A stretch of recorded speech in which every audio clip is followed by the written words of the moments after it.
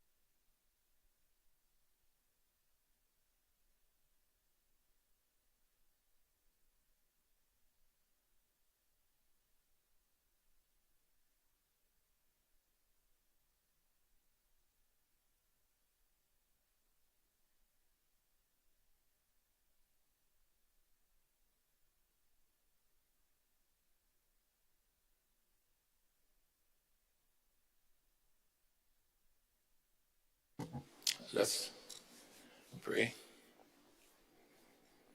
God, we beseech thee, Almighty God, members of this house, that they would wisely deliberate for the good of this country and for the glory of thy holy name.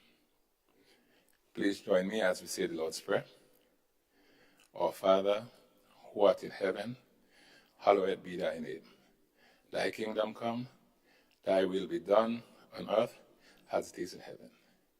Give us this day our daily bread, and forgive us our trespasses, as we forgive those who trespass against us.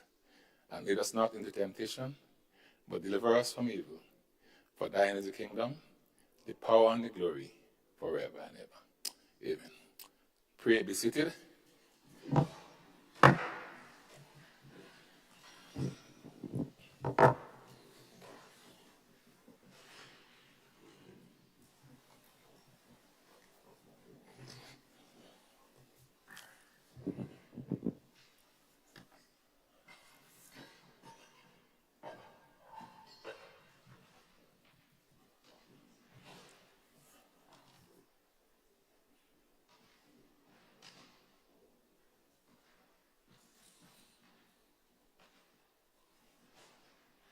This honorable house now commences.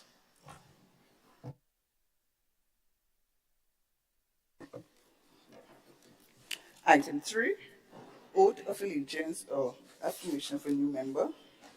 Item 4, confirmation of minutes. Leader of Government Business. Thank you, Mr. Speaker. Mr. Speaker, I beg to move that the minutes of a proceeding of the House of Representatives held at Parliament Chamber, Mount Weldale, St. George's, on Tuesday, the 25th of August, 2023, be taken as read. Thank you. Honorable members, the question is that the minutes of the proceedings of a sitting of the House of Representatives held at the Parliament Chamber, Mount Weldale, St. George, on Tuesday, 25th August 2023, at 9 a.m. be taken as read. Those who have that opinion, say aye. Aye. Of the contrary opinion, say no. Minutes taken as read. Leader of Government Business. Thank you, Mr. Speaker.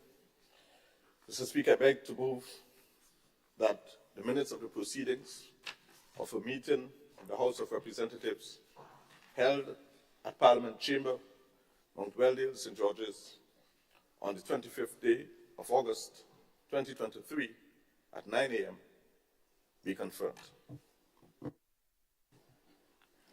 Honorable members, the question is that the minutes of the proceedings of a sitting of the House of Representatives held at Parliament Chamber, Mount Weldale, St. George, on Tuesday, 25th August 2023, at 9 a.m., be confirmed.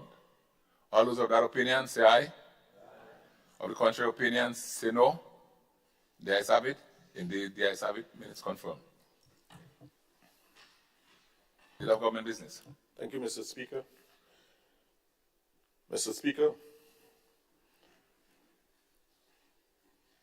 I beg to move that the minutes of the proceedings of the ceremonial state opening of the second session of the 11th Parliament held at Parliament Chamber, Mount Weldale, St. George's, on Tuesday, the 26th of September, 2023, at 9 a.m., be taken as read.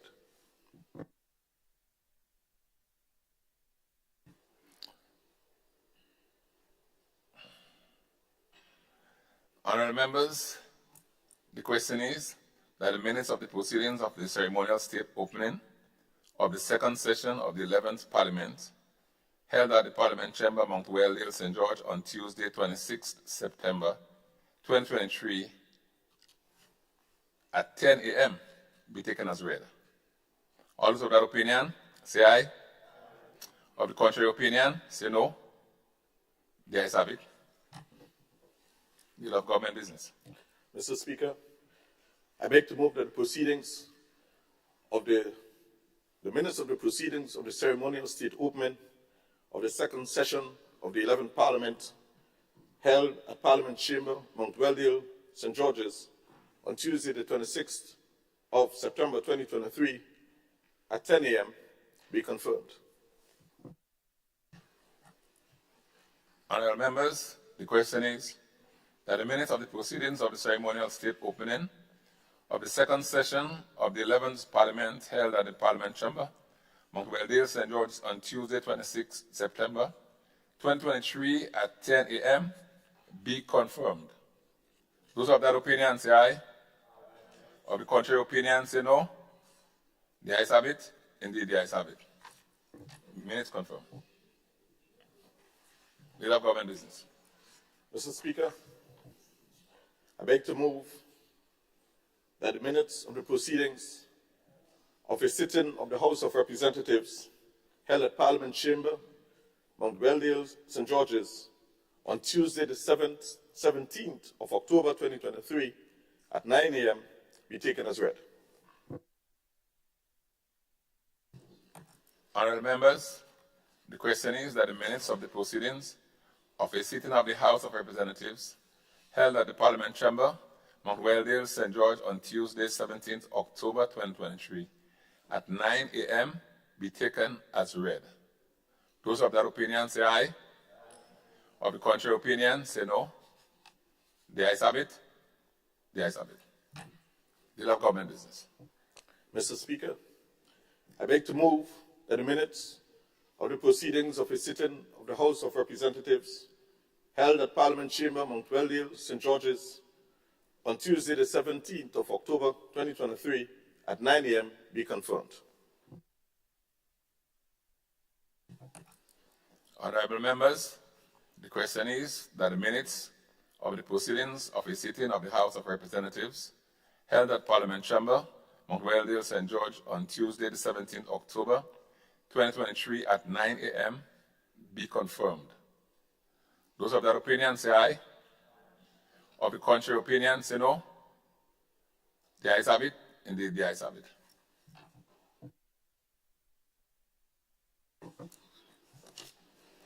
Item 5, messages from the Governor General. Item 6, announcement by Mr. Speaker.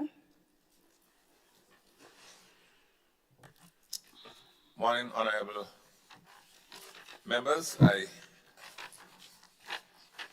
I'm advised that the MP for the town of St. George would be late today, and I'm also informed that the MP for St. Andrew Southeast will not be with us. She is not very well, and so let's keep her in our prayers that she would experience speedy recovery. Thank you.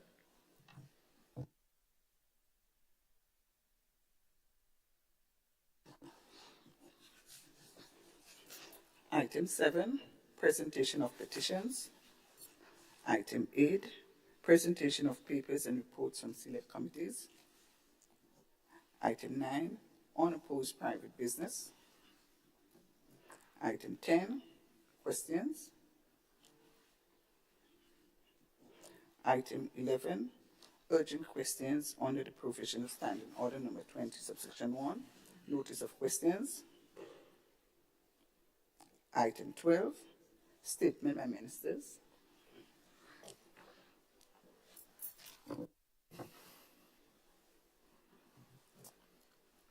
Leader of Government Business. Thank you, Mr. Speaker.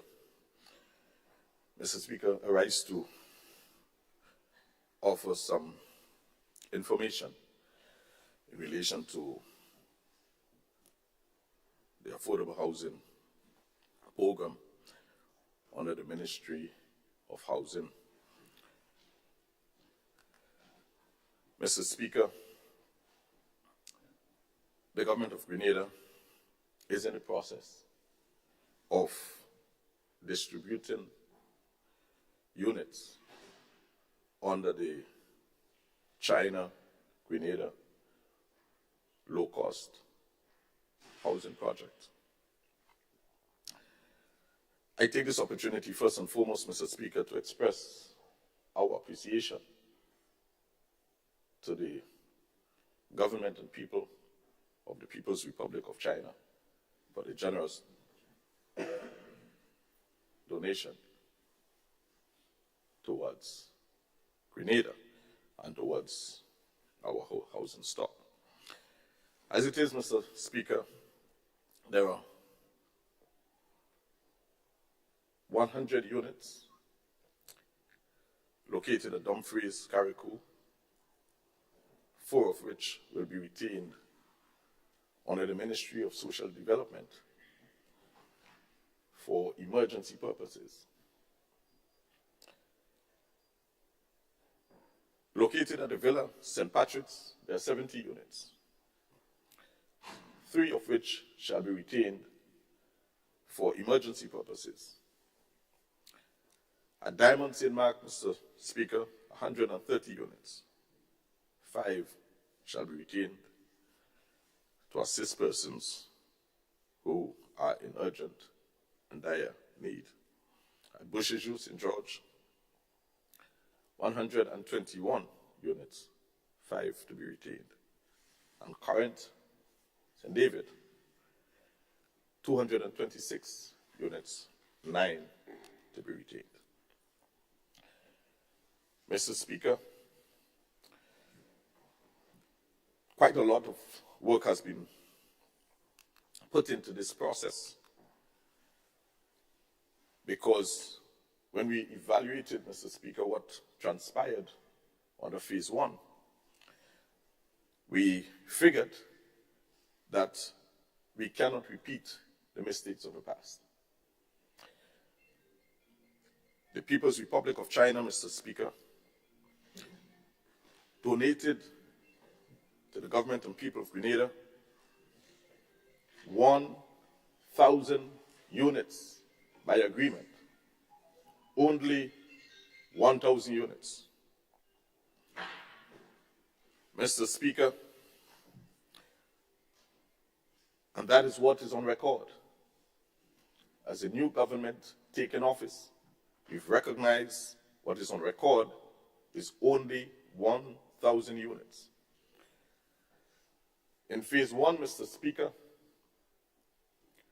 353 units were built and distributed to the people of Grenada. And in this phase, Mr. Speaker, which we call phase 2, 647 units to be distributed, as indicated earlier. Mr. Speaker, the government has sought to partner with the People's Republic of China by retrofitting $4.5 million worth of fixtures in these units to lift the standard of the units. Instead of distributing an empty shell, we demonstrated as a responsible and caring government our partnership by investing another $4.5 million. The average cost of these cupboards per room is $13,000. But proudly, Mr. Speaker, we were able to utilize a number of joiners and carpenters throughout the state of Grenada.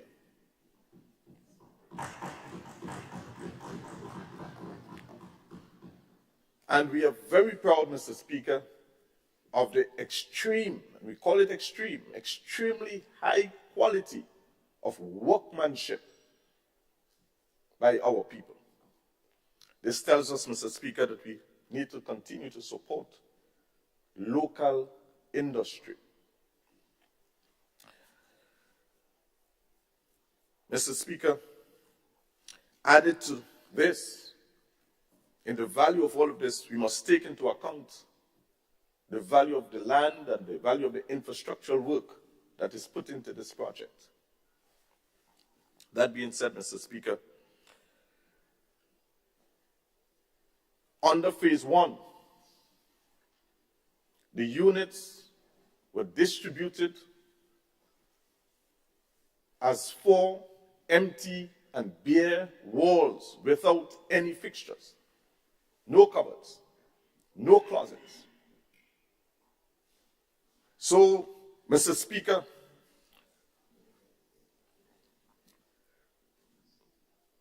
when people occupied these units, they had nowhere. They were shocked. Some people said to me, as minister, they were surprised. When they went in, there was absolutely nothing. Nowhere to put their clothes, nowhere to put their groceries. As a matter of fact, one woman that stood out in my mind, Mr. Speaker, is a woman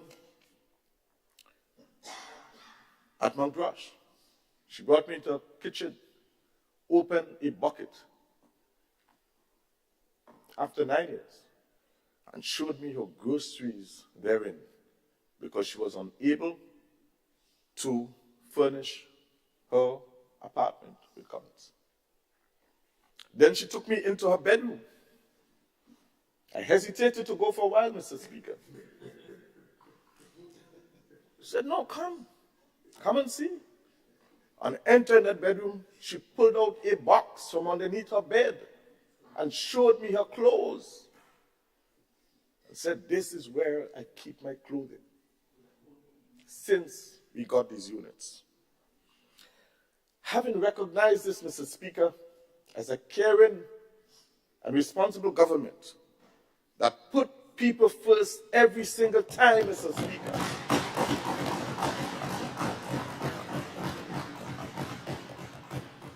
we invested $4.5 million in fixtures.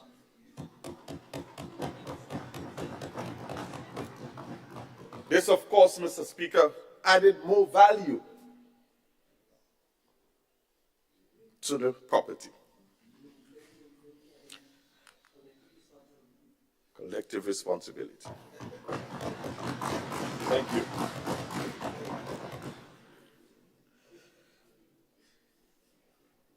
So the question is, why retrofit? We retrofit because we love our people. That is why we retrofit. Mr. Speaker, of course, this added to the value of the property.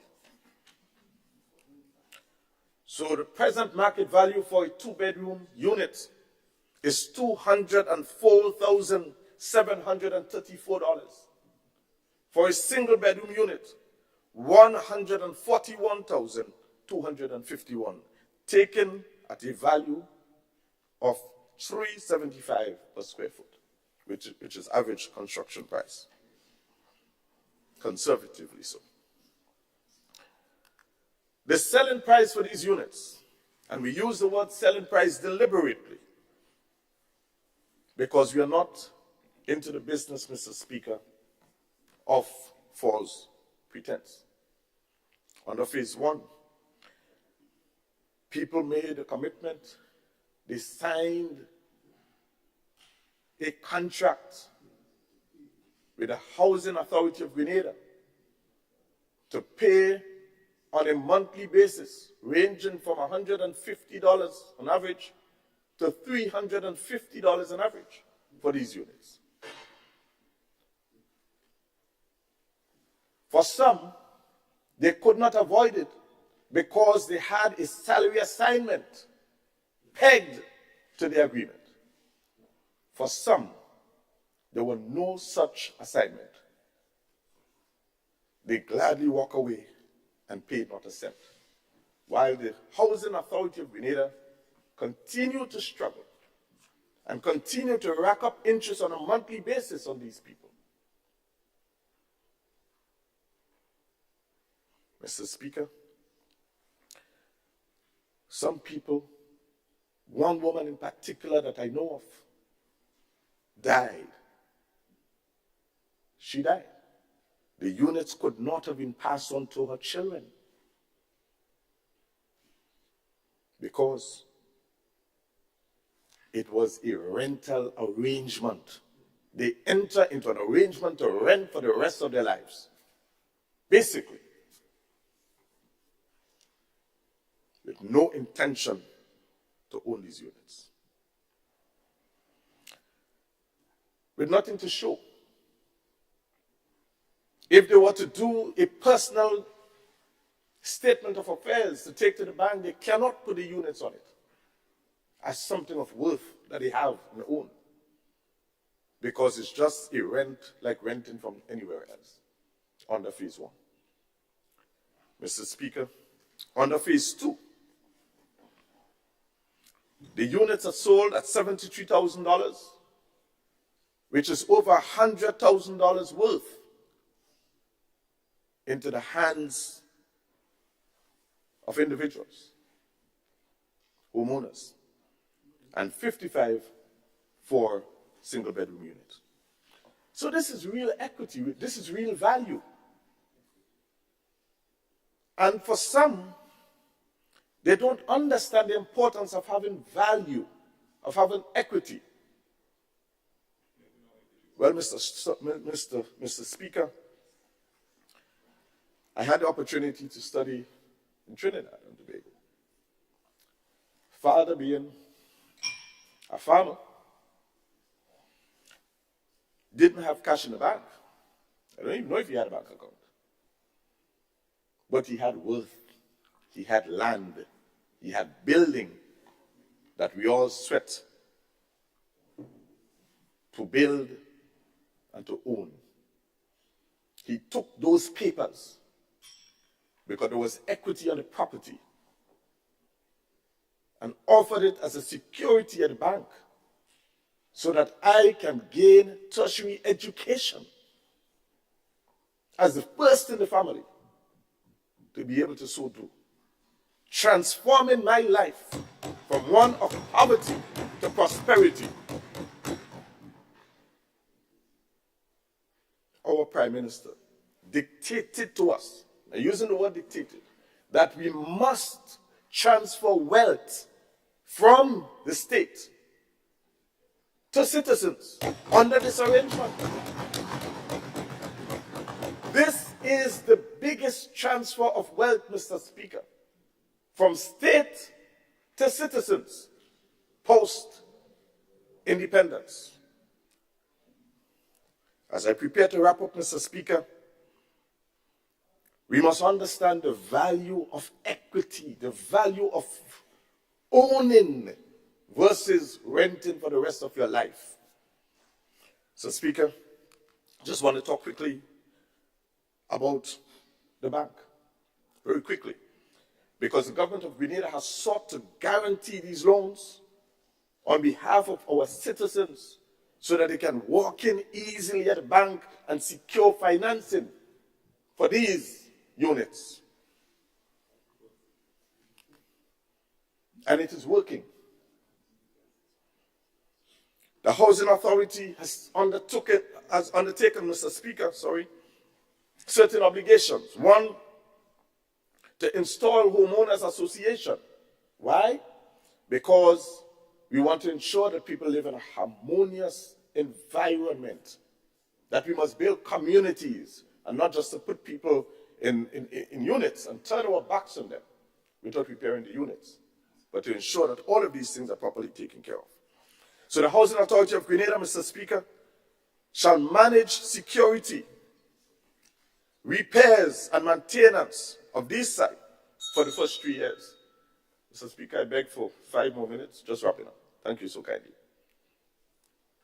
Okay, I give you 3 more minutes. Thank you, Mr. Speaker. For a period not exceeding 2 years, Mr. Speaker, any naturally occurring plumbing and electrical faults, Mr. Speaker, molds and fungus, pop tiles occurring within these units, Mr. Speaker, the Housing Authority of Grenada shall repair it at their expense. The Housing Authority of Grenada, Mr. Speaker, shall bear the full cost of insurance for these units for the first 10 years. Thereafter, a small contribution will be requested of the homeowners.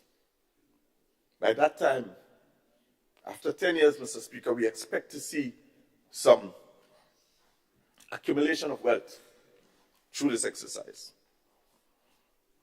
Commencing January 2034, Mr. Speaker, unit owners shall commence payment of a service fee to be determined by the Housing Authority of Grenada. Small service fee to capture and to cover insurance, repairs, maintenance, security, and so on. And that will come within the confines of the Homeowners Association. The banks, Mr. Speaker, shall offer concessionary interest rates. We requested 3%, but under this guaranteed scheme, we expect it not to exceed 5% at maximum. We want to assure you, Mr. Speaker, the financial institutions are all on board with us without exemption. There shall be no additional security required by these homeowners. No additional security, because the unit itself is real, tangible property to be able to secure the financing. And repayments, Mr. Speaker, shall be for a period between 20 to 30 years in some instances. So, Mr. Speaker, I wish to thank you for this opportunity to share with us, because I believe this is extremely important. There has been a lot of misguided, incorrect information being circulated. I hope, Mr. Speaker, that this helps to add clarity, and that we learn, Mr. Speaker, take the opportunity to learn the value of equity by the example that was posited here this morning. Thank you so much, Mr. Speaker. Thank you. Leader of Government Business.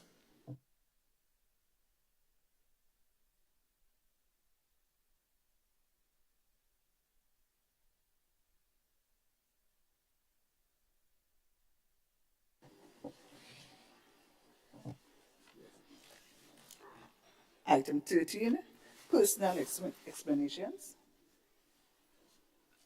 Item 14, motions. Item 15, bills.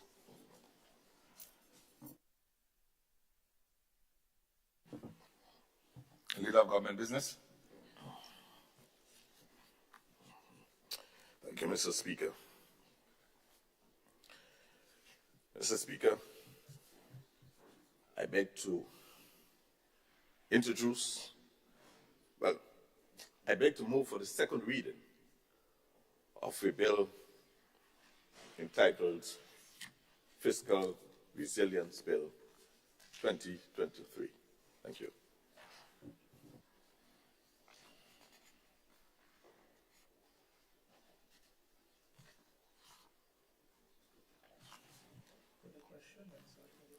Okay.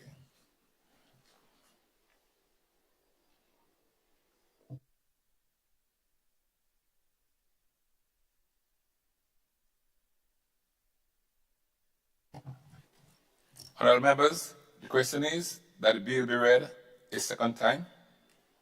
All those of that opinion? Just leave it here.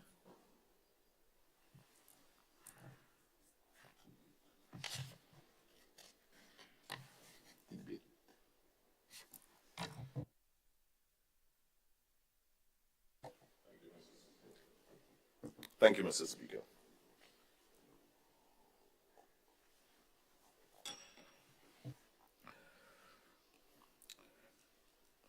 Fiscal Resilience Bill 2023.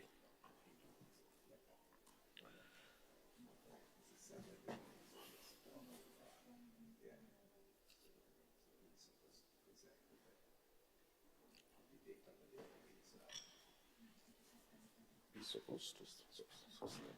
Yes. Mr. Speaker, I beg to move that the relevant standing orders of the House of Representatives be suspended to enable the bill to be taken through the next two stages. Thank you, Mr. Speaker. You did that already. You did the first reading already, so you don't have to move the motion. Of government business, can you approach the bench?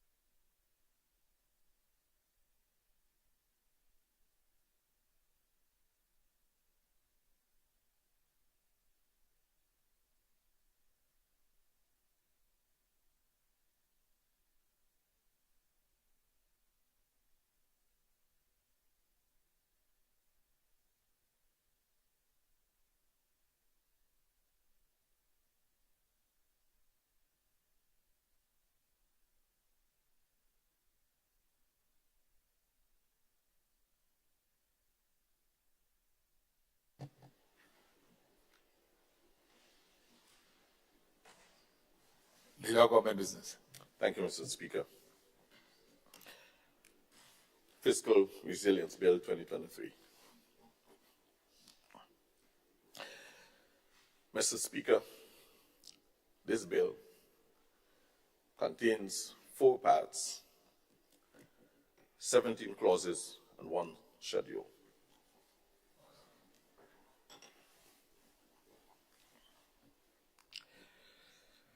Mr. Speaker, the objectives of this bill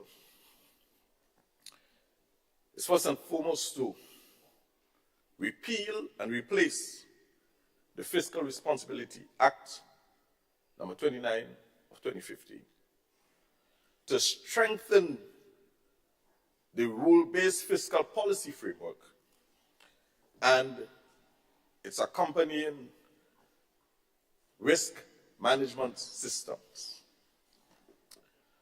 to also promote fiscal resilience, Mr. Speaker, and transparency in the management of fiscal operations of government and ensure sustainable levels of debt. Mr. Speaker, this particular bill focuses on 5 major areas of reform, which include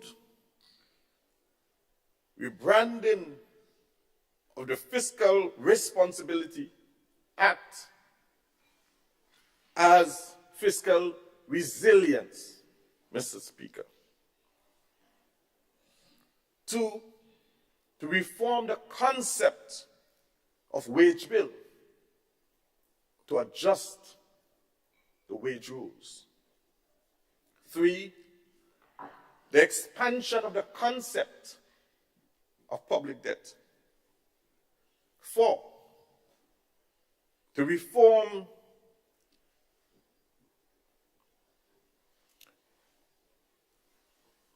and rename escape clause as suspension clause. And finally, reform the role of the Oversight Committee. Part 1, Mr. Speaker, of the bill provides for preliminary provisions and contains Clause 1 to 5. Clause 1, Mr. Speaker, provides for the short title of the bill. to be the Fiscal Resilience Act rather than fiscal responsibility. Of course, Mr. Speaker, in these turbulent economic times, it seems that there is no end. Fiscal resilience, Mr. Speaker, has to be the focus of our fiscal management.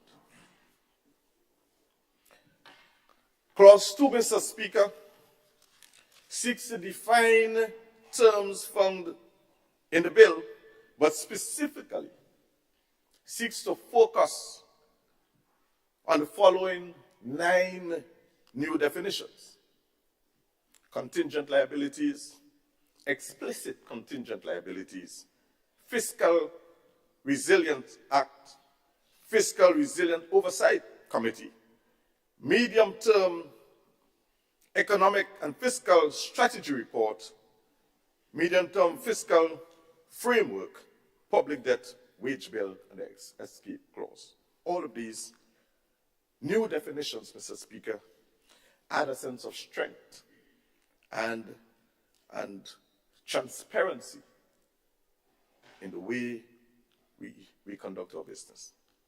Mr. Speaker, Clause 2 of the bill seeks to define wage bill, or to expand the definition of the wage bill to include social contributions by central government on behalf of its employees. Speaking specifically here, Mr. Speaker, of NIS contributions, we know that prior to, well, even existing now, Mr. Speaker, a lot of these contracts does not include NIS contributions built within these contracts. And so, the definition, Mr. Speaker, will now embrace social contributions. And social contributions, Mr. Speaker, whenever we transition into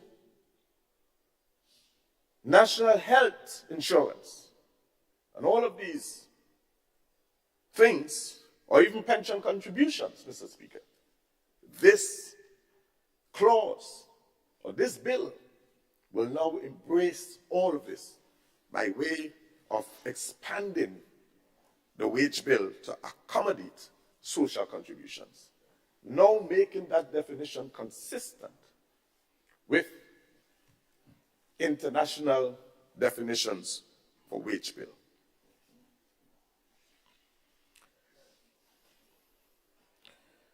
Clause 2, Mr. Speaker, in respect of those definitions,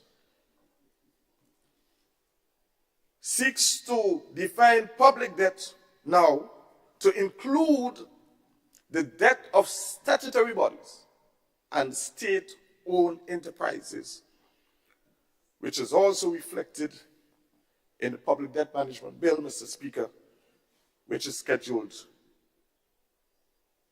to be discussed later. Clause 3. Clause 3, Mr. Speaker, provides for the scope and application of the terms of the bill. Clause 3.1 speaks to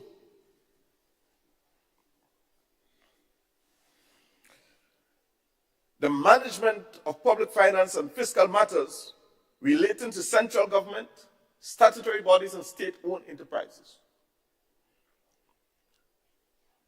And subsection 2 spells out the commencement date to be the first day of January 2024. All of this, Mr. Speaker,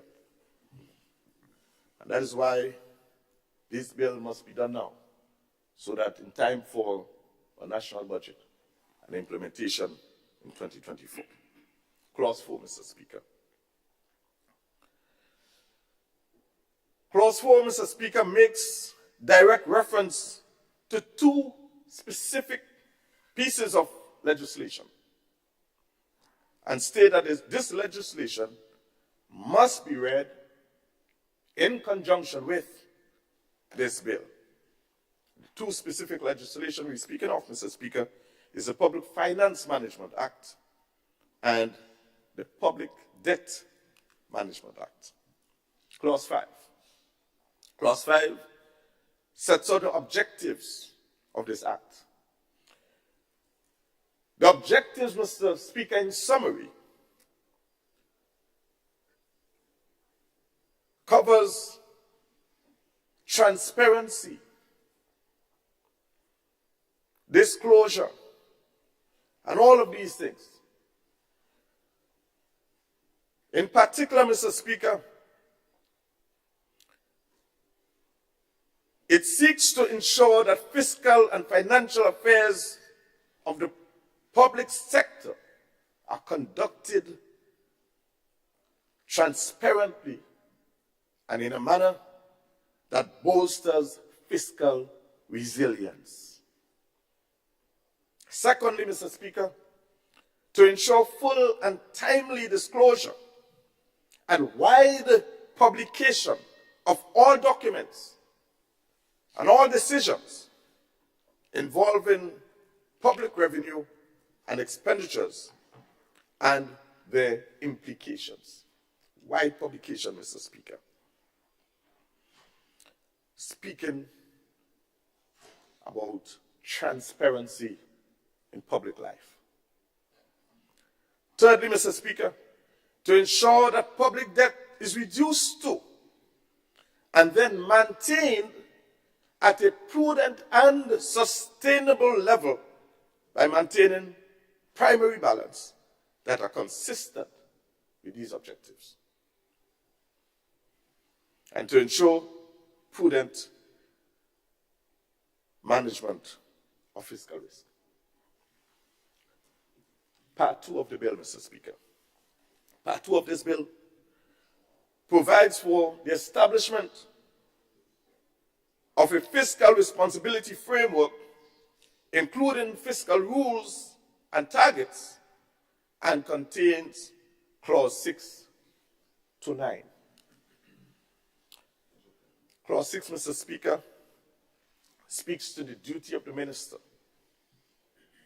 relating to compliance with these fiscal rules. The minister shall take appropriate measures, Mr. Speaker, to ensure compliance with this act, including taking appropriate measures to ensure the following: that the fiscal and financial affairs of central government, statutory bodies, and state-owned enterprises are conducted in a transparent manner with full and timely disclosure of fiscal and financial information.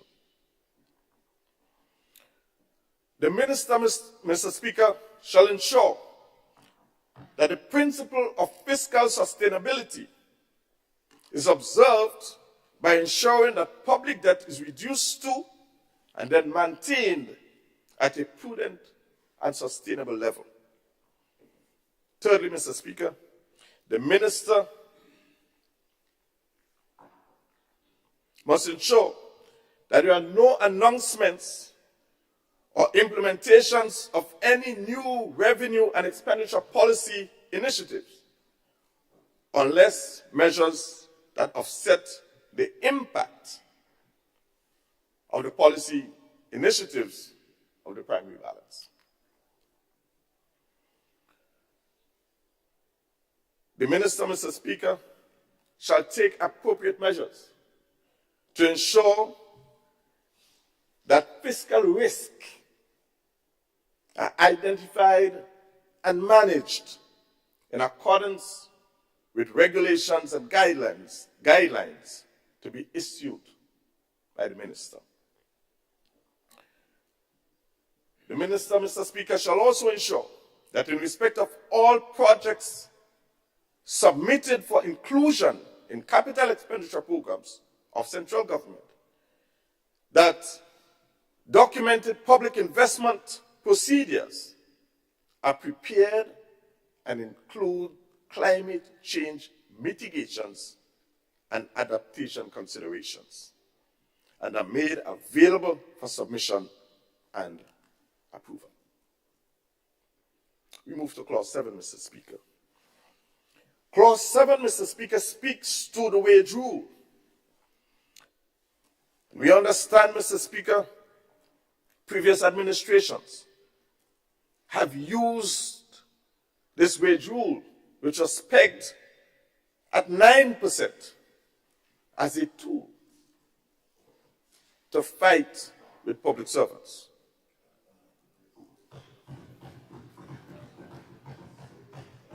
Mr. Speaker, the minister shall take appropriate measures to ensure that the annual wage bill of central government does not exceed 13% of nominal GDP.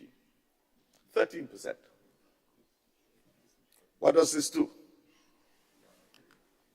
This is expanded so as to take into account all of the social contributions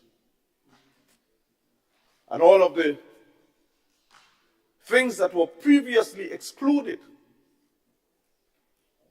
as wage now being captured.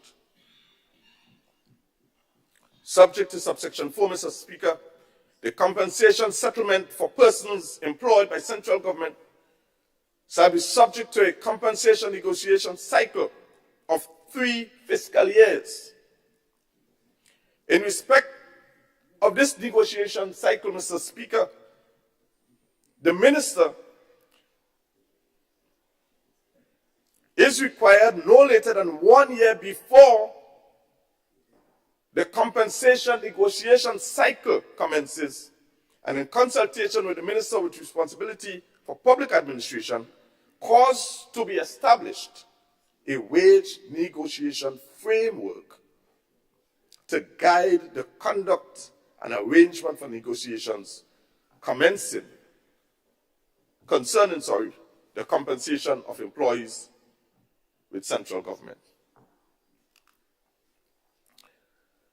Clause 7, Mr. Speaker, continues. Subsection 3 of Clause 7. The minister shall take appropriate measures to ensure that negotiations concerning the compensation of employees of central government are conducted in a manner which is consistent with the ceiling under subsection 1. And the principles and plans set out in the medium-term fiscal framework. And 2, that these negotiations are concluded within the compensation negotiation cycle. So, Mr. Speaker, up front, all of these things will be known. The period when the negotiation has to start, period when it must end, enshrined within the framework of the legislation. The minister shall take appropriate measures to ensure that no multi-year commitment shall be entered into during a period in which Parliament is dissolved. So no parliamentary, no trickery. No dissolving Parliament and then you trying to do things to fool employees. Must be done within a particular framework. The minister may, by order subject to negative resolution, adjust the duration of the compensation negotiation cycle as earlier stated under section 2. Moving to clause 8, Mr. Speaker. Mr. Speaker, clause 8 speaks to prudent debt management, the public debt targets, and the primary balance rules. And these, Mr. Speaker, are extremely important if we have to maintain proper fiscal discipline. Clause 1, Mr. Speaker, subsection 1, Mr. Speaker, of clause 8.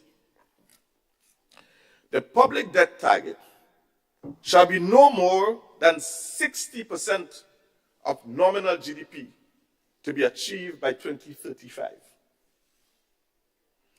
And in respect of each annual budget, Mr. Speaker, the medium-term fiscal framework shall set an annual percentage ceiling for public debt as a ratio of nominal GDP to achieve the public debt target in 2035. And for the purpose of achieving the public debt target, Mr. Speaker, under subsection 1, the medium-term fiscal framework shall set an annual debt-reducing primary balance, which shall be no less than 1.5% of nominal GDP until public debt target is achieved. So there's an annual percentage reduction aiming at. Speaker, I moved on to clause 9, suspension clause. Previously, it was referred to as the escape clause. There's nothing to escape from. You see, because we have to face the reality of our current situation and be honest and transparent about the way we manage our fiscal resources. The minister, Mr. Speaker, may, by order subject to negative resolution, suspend public debt target and the primary balance rule under subsection 8 at any time during a fiscal year where any of the following occurs. A major economic shock resulting from the following: global economic recession, a disaster, a public health epidemic, or a war. B, Mr. Speaker,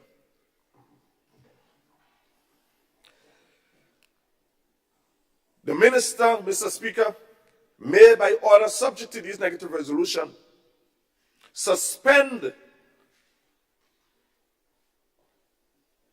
these rules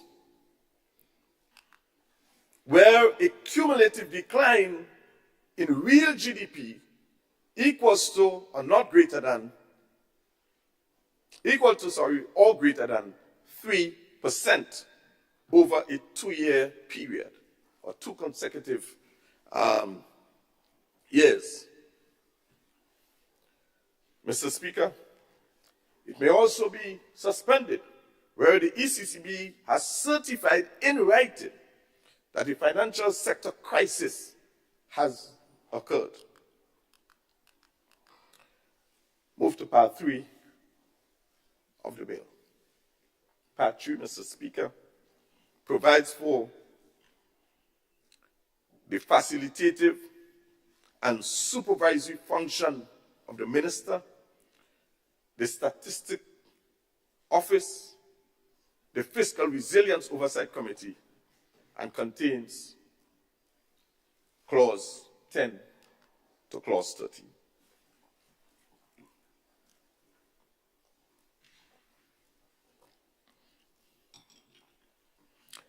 Clause 10, Mr. Speaker, of this bill speaks to the duties and the powers of the minister for implementation and for reporting. The minister, Mr. Speaker, shall take appropriate measures to ensure transparency in central government fiscal operations at every stage of the budget preparation and execution cycle, unless it is reasonably required to withhold publications of information in the interest of national security. At every time, Mr. Speaker, there is that requirement for transparency. Secondly, Mr. Speaker, the minister may request information from any legal person or legal entity to comply with any relevant provision of this Act. Thirdly, Mr. Speaker, minister shall ensure that the medium-term economic and fiscal strategy report are prepared and submitted to Parliament along with the presentation of the annual budget. That report, Mr. Speaker, shall now accompany the budget under the Public Finance Management Act and includes matters set out in the earlier sections.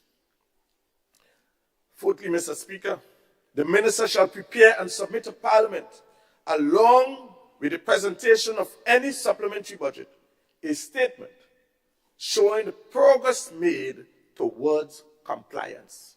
Must be a statement towards compliance with the fiscal rules and targets in this act.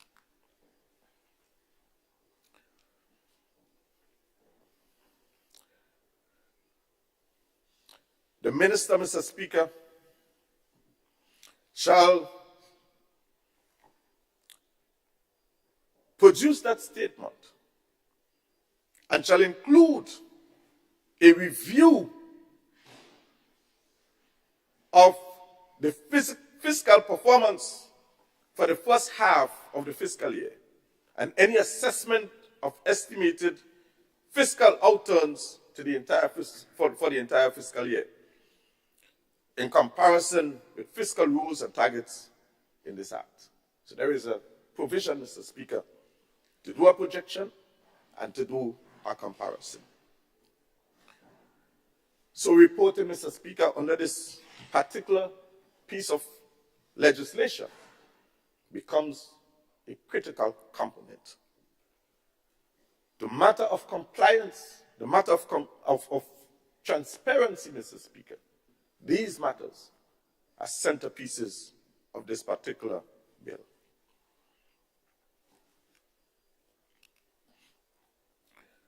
The minister, Mr. Speaker, in fulfilling his or her responsibility under this act, may request any financial statement, data, or information associated with fiscal rules from any economic entity, any entity in the public sector, or any entity receiving guarantees and loans from central government. The minister, Mr. Speaker, may also request information from any domestic or regional authority, including the ECCB, the ECSC, GAFIN, and any other supervisory entity responsible for the supervision of financial institution or other business undertakings about the fiscal risk that are associated with any entity in Grenada under supervision by the domestic or regional authorities. Move to Clause 11, Mr. Speaker. Clause 11, Mr. Speaker, speaks to statistical data and the importance of data, Mr. Speaker, within this framework. And the commitment, Mr. Speaker, from the Division of Statistics to provide information for decision-making purposes. So the Ministry of Finance, Mr. Speaker, shall produce all fiscal data necessary for compliance with the provision of this Act on a timely and regular basis as may be prescribed by the Minister pursuant to Section 50. The importance, Mr. Speaker, of this information is to inform proper decision-making by central government. Secondly, Mr. Speaker, the macroeconomic data for the purpose of this Act shall be produced by the Statistics Office on a timely and regular basis. There is that provision. And where the Statistics Office is unable to produce macroeconomic data in a timely manner, the minister may rely on available estimates, which in the opinion of the minister are most credible and accurate in the circumstances. Mr. Speaker, this is saying, Mr. Speaker, there is a provision for the Department of Statistics to always supply information for proper decision-making purposes, in summary. Section 12, Mr. Speaker, or Clause 12. Clause 12, Mr. Speaker, speaks to the Fiscal Resilience Oversight Committee, the body constituted under Section 14 of the Fiscal Responsibility Act, known as the Fiscal Oversight Committee, is hereby preserved, continued, and renamed as the Fiscal Resilience Oversight Committee for the purpose of this Act.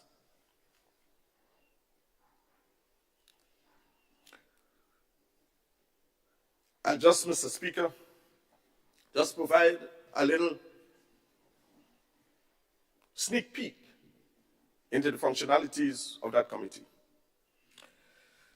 The Fiscal Resilience Oversight Committee, Mr. Speaker, shall monitor, assess, and report on the implementation of this Act.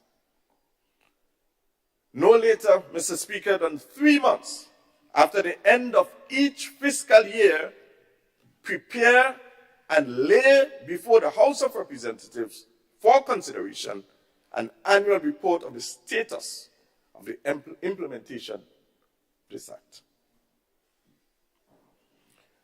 The committee, Mr. Speaker, shall also provide a written assessment to the Ministry of Finance on the draft of the medium-term fiscal framework prepared in accordance with Section 12 of the Public Finance Management Act. The committee, Mr. Speaker, shall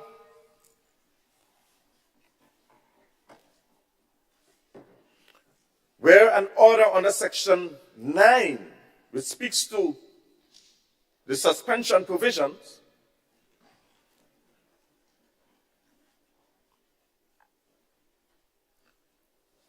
where that suspension has been made, prepare and lay before the House of Representatives a written assessment on the compliance with this Act and the adequacy of the measures proposed to facilitate compliance with the public debt target and primary balance at the end of the suspension.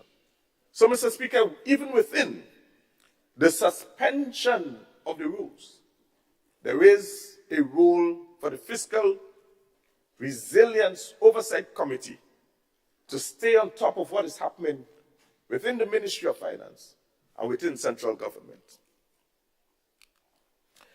And they will continue, Mr. Speaker, to advise on measures that ensure compliance.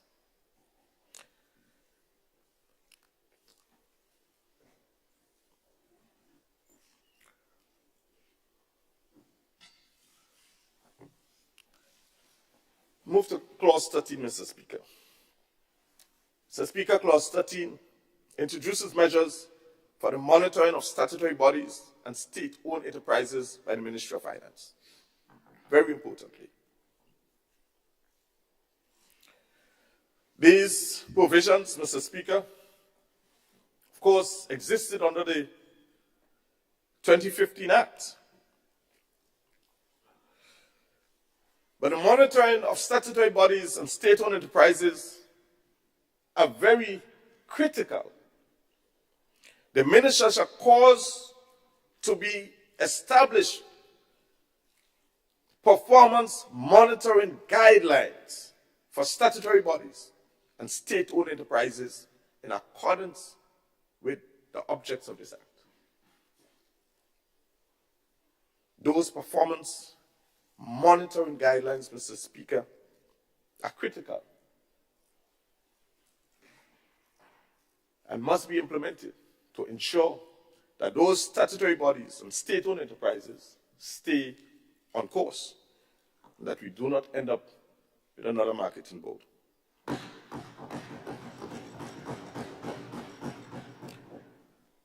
No later than 3 months prior to the beginning of a fiscal year, Mr. Speaker, the minister shall review and, where applicable, update the performance monitoring guidelines for statutory bodies and state-owned enterprises, always staying current and fresh, reviewing the guidelines continuously to ensure that it is keeping with the times.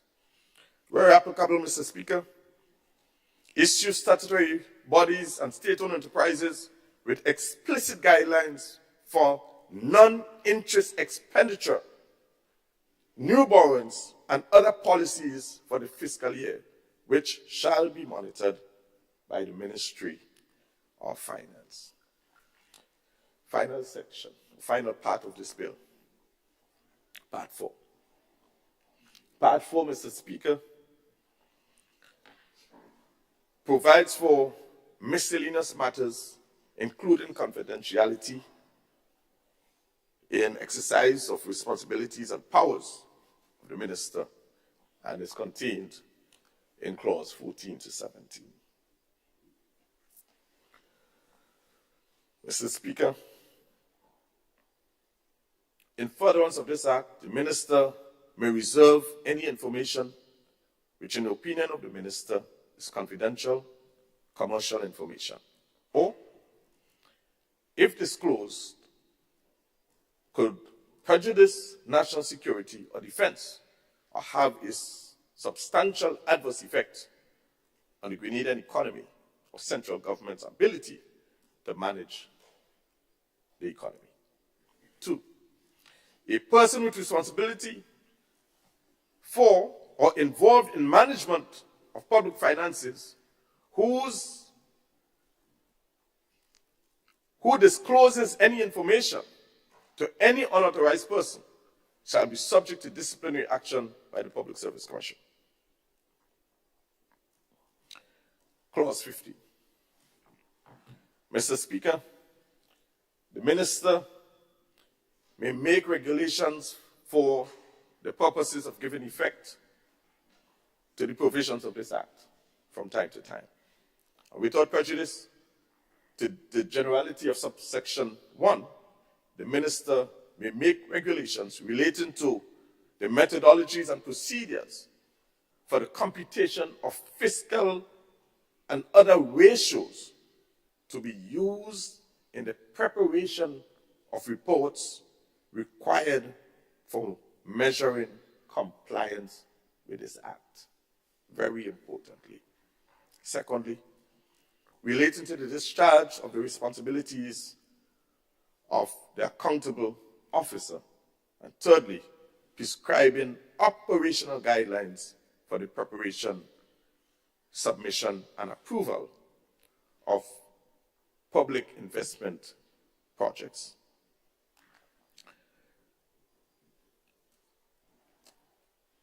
Clause 16, Mr. Speaker, speaks to the repeal of the Fiscal Responsibility Act. And Clause 17 speaks to the provisions involving transitioning from the 2015 Act to this 2023 Act.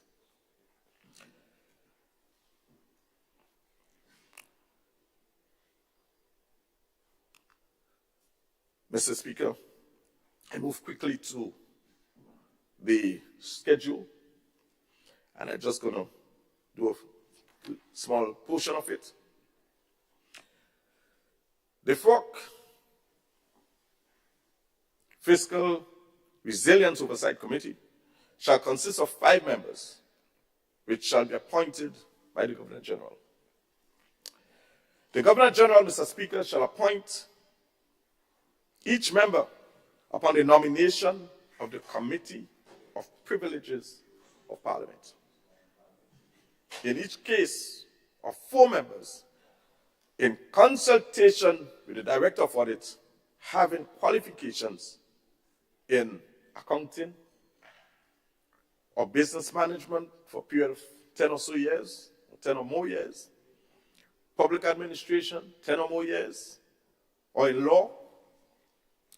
And B, Mr. Speaker, in the case of 1 member who shall have expertise in economics, on the advice of the Governor General, in advice of the governors, of the ECCB. The tenure is for a period of 3 years. Members shall serve. And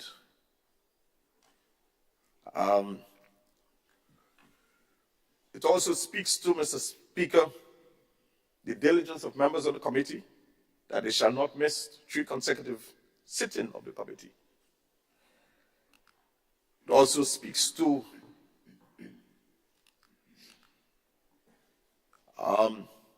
supporting services, that the Fiscal Responsibility Oversight Committee shall appoint such staff on a temporary basis, and as such shall be necessary, Mr. Speaker, for the efficient technical and administrative operations of the committee.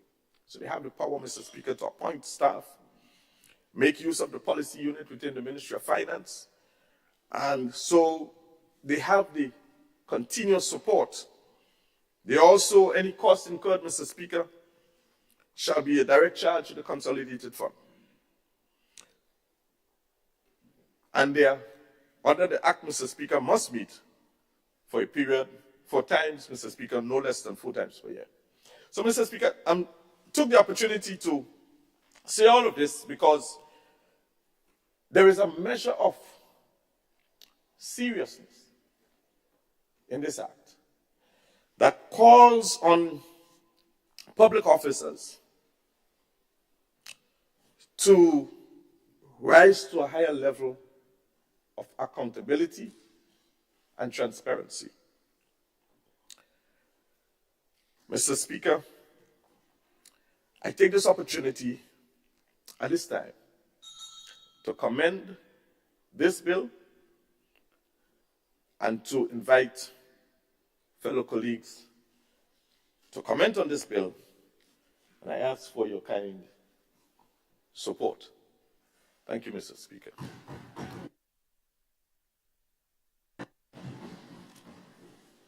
Thank you, Leader of Government Business, and I now turn over to Leader of His Majesty Opposition. Thank you, Mr. Speaker. Mr. Speaker, I think the member introducing this bill spoke for about 35 plus minutes. Therefore, I hope I'll be given an opportunity to respond appropriately to that presentation. But I just need to add, Mr. Speaker, it's one of the reasons I wanted to share a word with you this morning, that in the presentation of a bill, one does not have to read the clauses in the bill. We all, I suppose, gifted enough appropriately to read. Reading something that's already on paper does not help us. I don't know any one of us have been better off listening to the readings of these clauses. It's an advice for what it's worth, because I know when I give advice to members on the other side, they're not likely to take it from the father of the house, because this, we could have started discussion, Mr. Speaker, on this bill a long time ago, in this period that we have been here listening. For what it's worth, I offer this advice. That's not only now, I've seen it happen with other bills. Mr. Speaker, as you know, a couple of members of the opposition are missing, as you pointed out. One had some urgent matters they had to take care of, and one had a foot injury they had to deal with appropriately. So, and they had portions of this to deal with. So, I would do what I have to do, Mr. Speaker, in presenting our views on this important Resilient Act. Mr. Speaker, I think I had agreed the members last week when we met that This resilience bill will incorporate or has connection with all the other amendments that were, in fact, brought forward last week. So, in doing this response, I would certainly be referring to the other bills, and that is, Mr. Speaker, the debt amendment to the debt management bill, the amendment to the public finance management bill, and the licensing bill, appropriately so. Mr. Speaker, because if we talk in resilience, any changes would have to become would have to help us to become more financially resilient, and as far as the governance of the country is concerned. Therefore, Mr. Speaker, I think it would be worthwhile for members on the other side, if they have not done this, to examine many of the reports, the international reports on the economies of developing countries and other countries, because as it's said, the big ones, when they have a cough, we get pneumonia. So we have to know what's happening on not just the regional scene, our own local situation, but we must appreciate what is happening on the international scene. So I just refer to a couple of reports, but there are many reports that are worth reading, and I do take time to read them. This IMF report 2023 on the World Economic Outlook has some interesting reading. It points out the possible slowdown in tourism activity. So while we may not be seeing that actually happening here now, we have to be aware of what is being projected, and therefore we have to adjust ourselves or plan appropriately. It also speaks very strongly. We all must be aware that while the bigger countries have had their CBI programs, the format is different, but it was CBI. We always felt that the smaller countries ought not to be doing anything that strengthened their hand financially. And of course, they have the powers. It is well known that the CBI programs in the small countries, region and outside, are under serious scrutiny. And it's being projected, based on even the European Union, they are in fact pointing to drastic decisions and steps they will be taking to limit the entry of CBI successful application in many other countries. And they pointed out some countries in the region as prime example. It is also known, Mr. Speaker, we can't be fool ourselves. That Ukraine war is a serious issue. We might be thousands of miles away, but serious issues that will affect us in the region. Because many of the bigger countries that we'd expect to support us in our programs in the smaller islands, they are spending billions as they see it in their own interests, in their own security. So clearly, that will have an impact. Certainly will. May not see it immediately, but it will come. And unfortunately, what is happening in the Middle East? It might be a long way from us, but soon we will see the impact what is happening in our own environment. It worries me, but as a citizen, I watch. Sometimes these days, I don't even want to watch television because I can't bear to see little children being blown apart, women and children being blown apart by whatever sides of the fence. It's just fundamentally against our basic human spirit. And so all these things, Mr. Speaker, and therefore decisions that we take here have to also take into consideration all these issues that I mentioned and plan accordingly. If we assume that we can just look at things as they are right now and don't plan appropriately, we could be fooling ourselves. In my view, Mr. Speaker, many of the decisions that we make, many of the amendments, and I listened to the presenter, lots of words written on paper, but it's not the words that count you. The practical results of what we say. That is what counts. Now it's sounding phrases mean absolutely nothing.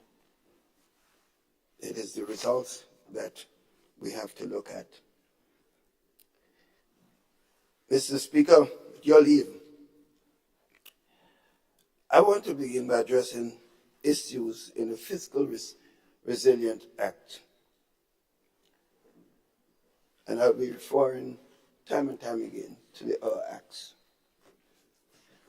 Clause 7 of the proposed bill, Mr. Speaker, seeks to adjust the increase in the wage bill rule from 9% of GDP to 13%, a 44% increase.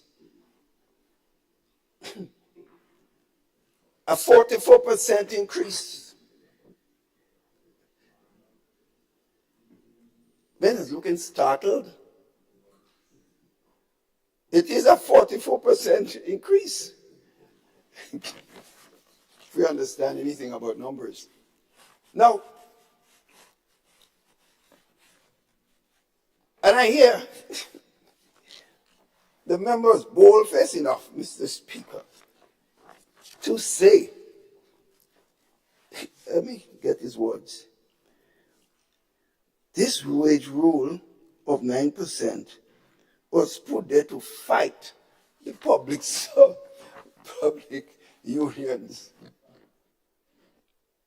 Yeah, we could say facts. It's not what you say, you know. It's what results turn out to be. It is not words, Mr. Speaker. It's not words. It's what the actions turn out to be. And the impact it will have on people. And not just one set of people, all people. People don't understand and they talk freely. Talk, you talk. But it's what happens outside there in the streets that counts. Mr. Speaker, to fight, any government wants to be in office to fight unions. A government of leadership with serious leadership makes decisions for all and sundry, Mr. Speaker. All and sundry, and sometimes you have to tell your best friend, this is not right. That's what leadership is all about. Not to satisfy everybody that comes to you and say, I want this and I want that. What about the rest of people? What about the population? What are they are?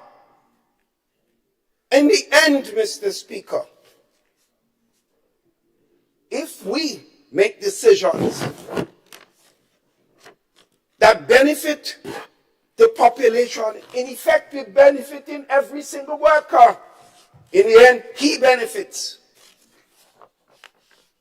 So sometimes you think you're helping a man directly, but in the end, you're literally hurting him, because down the line, he has to face the consequences of what decisions that you make. That's the issue. So we must think carefully, Mr. Speaker. Mr. Speaker, I am not surprised that we are here today. In fact, Mr. Speaker, if you examine the budget document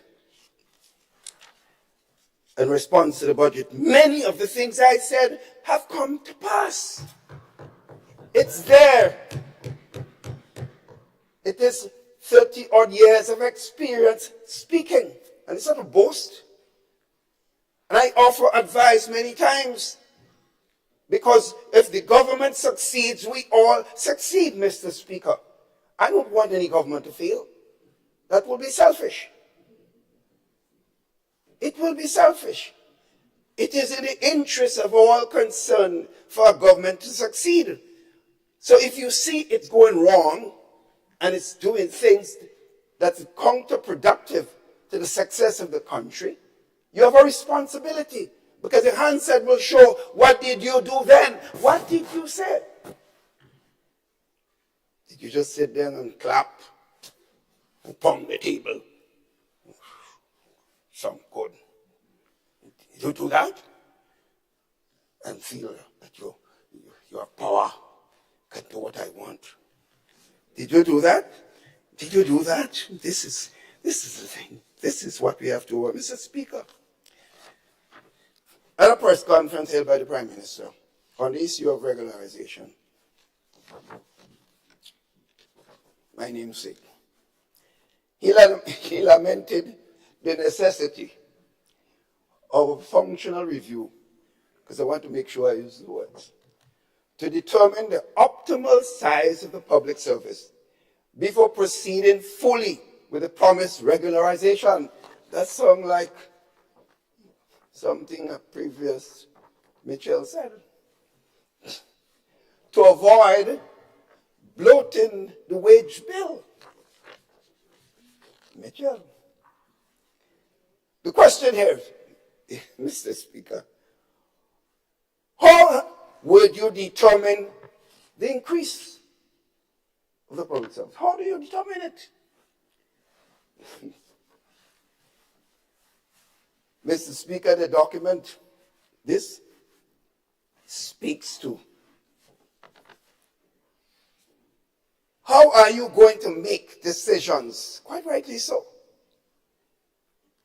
if you do not have a study on the optimal size of the public service. Mr. Speaker, over the years, what the members of the other side do not know, from 1984, 1997, optimal size of the public service were in fact researched. These are not news. Researched. In 1985-86, hundreds of people were sent home, retrenched and given serious money, some of them set up business, because it was clear from all reference point that unless that was done, we are not going to get the support of the international community, and you have to sometimes recognize that you're living in the real world. So that was done, Mr. Speaker. The question I ask, with all that the government is thinking of doing, there must be serious discussion with the unions about the way forward. Because they have a responsibility, and they can't just say, give us this and give us that. They have to work with the government, and the government has to work with them in the process. It's not one against the other, like sometimes, like my member was saying, we wanted to fight the unions. What kind of language is this? Does it make any sense? Mr. Speaker, prior to the structural adjustment program, 70 cents of every dollar, just around this, 70 cents of every dollar in 2013. 70 cents of every dollar was spent on wages, salaries, and pensions. So the other 20% is to do what? To do what? You're going to build roads, you're going to build bridges, you're going to do all the other things that you have to do with 30%. In other words, if that 70% does not come down, or if you don't grow the economy to the point that you can take care of the other fundamental issues, you are in a serious problem.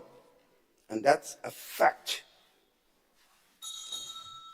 Mr. Speaker, I did tell you, I expected first to speak on this matter because the member spent a long time and the two members of the opposition is not here. So I expect that your indulgence to go forward in the interest of the country. What I'm saying here is not just for me, not for the NNP. So I seek your indulgence, which I've never done, going forward. All right? Honorable Leader of the Opposition, I cannot give you time for missing MPs. Your time has elapsed. I'll give you 5 minutes more. So you're not going to entertain a discussion on this from the leader of the opposition after a bill has been presented for over 35 to 40 minutes. Mr. Speaker, you have the powers. Proceed.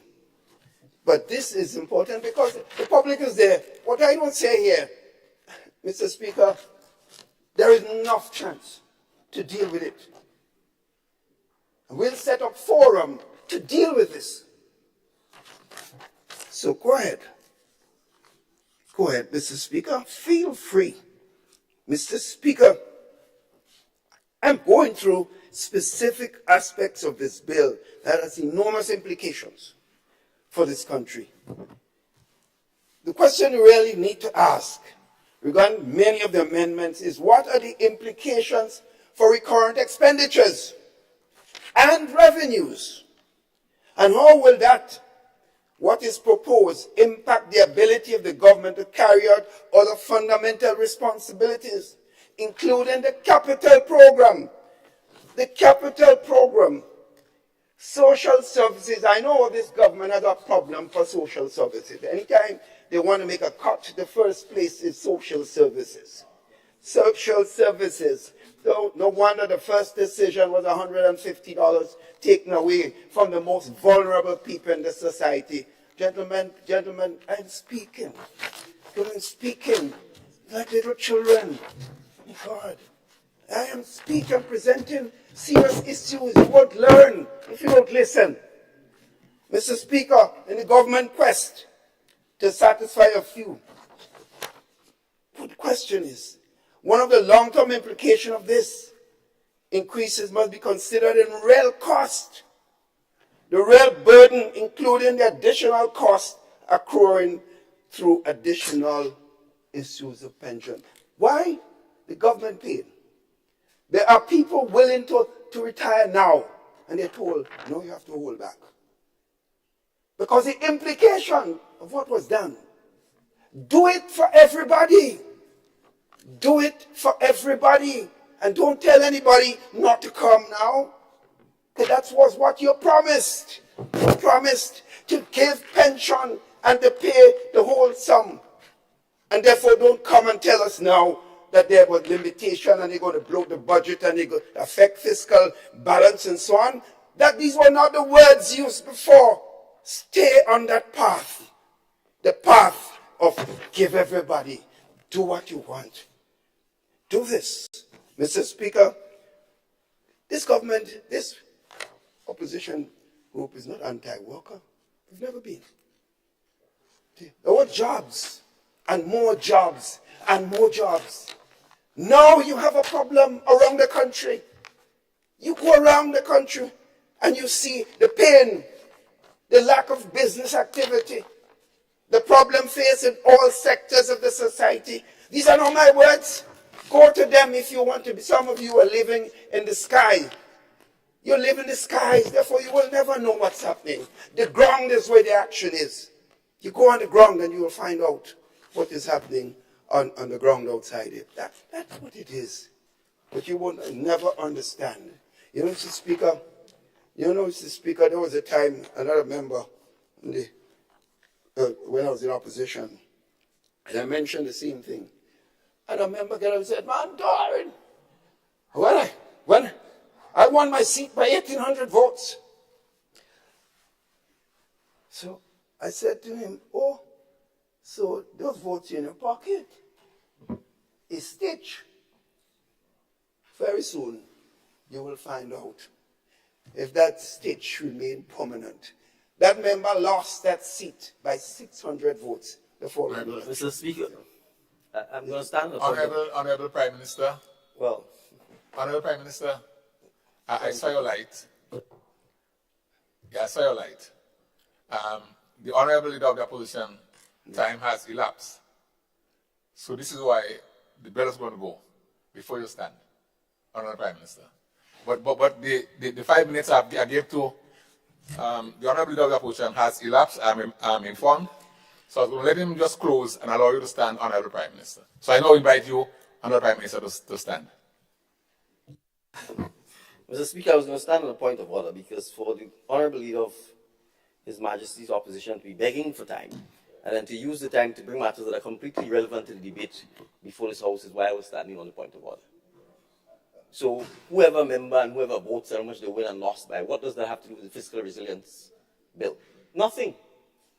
And for someone with 30 years experience in the House, and this is the point, and this is what the temptation is. The temptation is to always bring the debate to a level that is debasing. That is what the strategy is about. And so, Mr. Speaker, I'm just making the point. The comments made are irrelevant to the debate on fiscal resilience bill. Thank you. Thank you. Thank you, Honorable Prime Minister.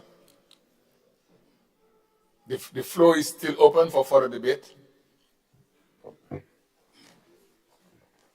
Honorable MP for St. Patrick East.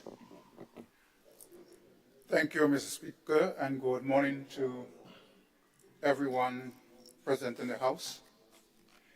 Let me begin by saying that I stand in full support of the bill as presented by the Leader of Government Business here today. I must indeed say that although it is referred to as a reading session, I think it was necessary for the Leader of Government Business to outline in detail all that pertains to the bill. And that is so because the layman on the street would not fully understand the level of discussion that we are having here if the Leader of Government Business did not go into details. And again, I would not want to repeat what he has said. When I look at the Fiscal Responsibility Act that has now been repealed and is looking to replace here today, it tries to take out all the ambiguities that existed under the Fiscal Responsibility Act. It also clarifies certain things that were not clarified. So what we are basically presenting here today is basically an upgrade to what existed. And while the FRA would have actually served its purpose at some point in time, because there was a time when successive years, there was surplus millions on. However, even when you had surplus millions on, you had difficulty in implementing capital projects because practically the government had tied themselves into a situation where they could not spend. And we are trying at this point in time to fix that, because you don't want to have a situation where you're having 3.5% surpluses and you still have poor implementation of projects. You cannot implement certain things because you are basically buying the situation where you cannot get wiggle room. So that's my first point on the matter. When you talk about 44% increase in income or wage bills, I am saying that is so misleading on that thing. The Fiscal Resilience Bill captures the true definition of all the things that are captured under what's called wages and salaries in the public service. Some of them existed before, but it failed to capture those. We have taken painstaking steps to ensure that we cover fringe benefits that was given under the last negotiations. We have taken on board the increase of the 4% in salaries over the last salary increase. and every other element that is necessary. So moving from 9% to 13% is capturing everything that was not captured before. And I also want to go a bit further to say that the public service or the public sector workers and their representatives were not involved in those things. I would say that is totally nonsense. We have sat and put in place that in every negotiating cycle that is done not on the back burner, but we do it up front, so we know what's going into that figure. When I question the issue of the 9% of the wage bill and the FRA, I asked how that figure was determined. No one could give me a precise answer as to how this was actually created. It seems to me that they just pulled a number from a hat somewhere and planted there. Now, in speaking to the IMF, the FROC, which is now the Fiscal Resilience Committee, they have detailed to us all the elements that go into that calculation to come up with that 13%. So I have no doubt that the 13% covers all that it should cover at the end of the day. When you talk about maintaining debt, GDP ratios and so on, I'm also convinced that my government has not gone out there and borrowed money that is not keeping with concessionary borrowing. And I could talk a lot more about that, but I would not go here because I don't want to distract you from the bill that's before us.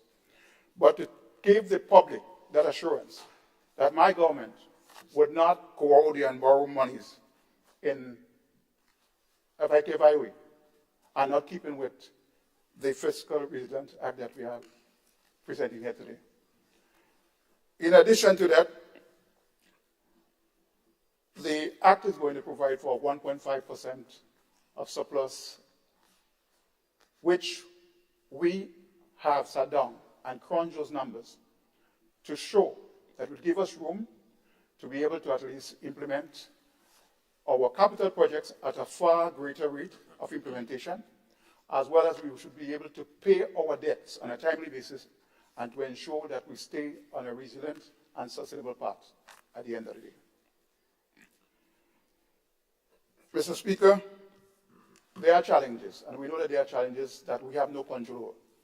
All the wars that are springing up right now, those between Russia and Ukraine, those that is in the Middle East right now between the Palestinians and the Israelites, all of these are things that we have no control over. However, having taken steps to modify, amend, upgrade the Fiscal Responsible Act, which is now going to be the Fiscal Resilience Act, we are ensuring that the necessary steps have been taken to make sure that when we have shocks like these, we will not be caught with our pants down. We'll be in a position to say, okay, we have done all that we have done with our powers and so on. We would have been able to, at least in case where there are things that we have no control about and so on, put in place the measures that we can basically cancel some of the things that we would have incurred like our debts and take advantage of that.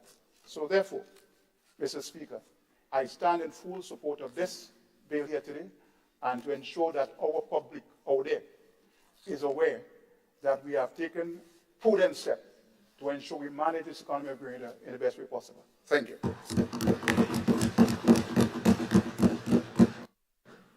Thank you, Honorable MP for St. Patrick East.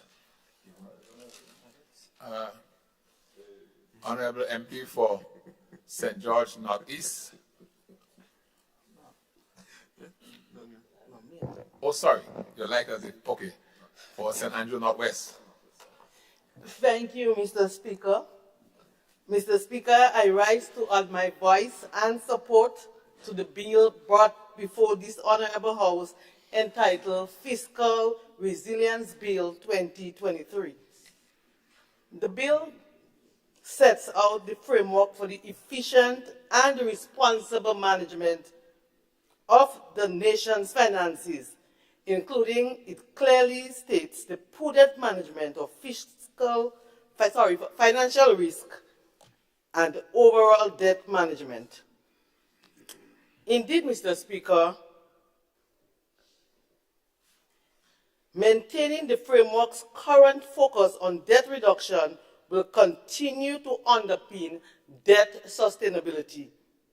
The Fiscal Resilience Bill 2023 ensures fiscal transparency and maintain fiscal and debt sustainability. The Reform Act, which seeks to replace the Fiscal Responsibility Act 29 of 2015, will be easier to implement and monitor while allowing for flexibility for the government to manage and transform this country. Mr. Speaker, the Fiscal Resilience Bill 2023 provides for simpler sets of fiscal rules, including providing a level of flexibility in spending and an incentive to mobilize revenues for more spending in the key areas, including on public investment and social protection. We very much talked about social protection, Mr. Speaker, but we're not here to talk social protection. And this 150 that I was the minister, and Mr. Speaker, there are members in this House now who know better than that, who know that it was temporary, but that will be dealt with in a different place. Its proposed implementation from January 2024 will come in the middle of the second year of this administration amidst its growing commitment to all aspects of good and better governance that is underpinning of its transformational agenda. In this context, I think it will be useful to mention, Mr. Speaker, the declared policy and scope to improve the targeting and effective of the support for education, empowerment, and development seed program, as well as other social programs, by improving and determination of eligibility, updating the poverty data with the results of the census and the labor force survey, strengthening the central beneficiary management system, and moving to the cashless payments. Savings from this will better able to target those families who need this assistance. Mr. Speaker, the bill now before us will also strengthen accountability and enhance oversight through the step up of the Fiscal Responsibility Oversight Committee, an independent body that will validate macroeconomic assumptions and help provide assessments of fiscal risk. Mr. Speaker, therefore, this new bill, which institutes a more effective medium-term fiscal framework and enhances accountability and oversight, has my unhesitating approval and support. I thank you. Thank you, Honorable MP for St. Andrew Northwest. Is it MP for Carrick-Wampity-Martinique? Thank you, Mr. Speaker. Mr. Speaker, the need for this bill comes from multiple reviews from the existing Fiscal Responsibility Act, which reveals various shortcomings and inconsistencies. The Ministry of Finance conducted an internal review sometime in 2018 to propose amendments that will clarify the ambiguities and inject more realism into the Act. The findings of the review, Mr. Speaker, were then discussed with the Fiscal Responsibility Oversight Committee, who also acknowledged the need for a repeal and replacement of this original Act. Further external assessment, Mr. Speaker, were conducted by the IMF in 2019 and 2022, which supported the Ministry of Finance recommendation for legislative reform and highlighted the need to simplify the fiscal framework and ensure consistency with other fiscal legislations. The findings and recommendation of the latest or the last review in 2023, Mr. Speaker, were then discussed and with the various stakeholders, which include the FROC, trade unions, the private sectors, and civil organizations. The purpose of this bill, Mr. Speaker, is to reform and strengthen the fiscal responsibility framework in Grenada, ensuring that fiscal policies are sustainable and the government's finances are resilient in the short, mid-term, and long term. Mr. Speaker, the bill expands the concept of public debt, as my good colleague, the leader of government business, explained, to include the debt of statutory bodies and state-owned enterprise. This allows for better monitoring and reporting of the country's overall debt situation. The bill will also introduce measures for the Ministry of Finance to oversee statutory bodies and state-owned enterprise. The bill reforms the role of the oversight committees, which now call the Fiscal Resilience Oversight Committee. This committee, Mr. Speaker, will have increased supervision over the fiscal performance and will review mid-term fiscal framework and propose recovery measures. The current members of the Oversight Committee, Mr. Speaker, will continue their appointment until they expire, and new appointments will be made in accordance with the bill. In short, Mr. Speaker, this bill aims to strengthen Grenada's fiscal responsibility, promote fiscal resilience, and address the deficiencies in the existing Act. The proposed changes will facilitate efficient, effective implementation and ensure the sustainability of government financing. Mr. Speaker, thank you, and I support this bill 100%. Thank you, Honourable MP, for the consensus of Kayaku and Pimatek.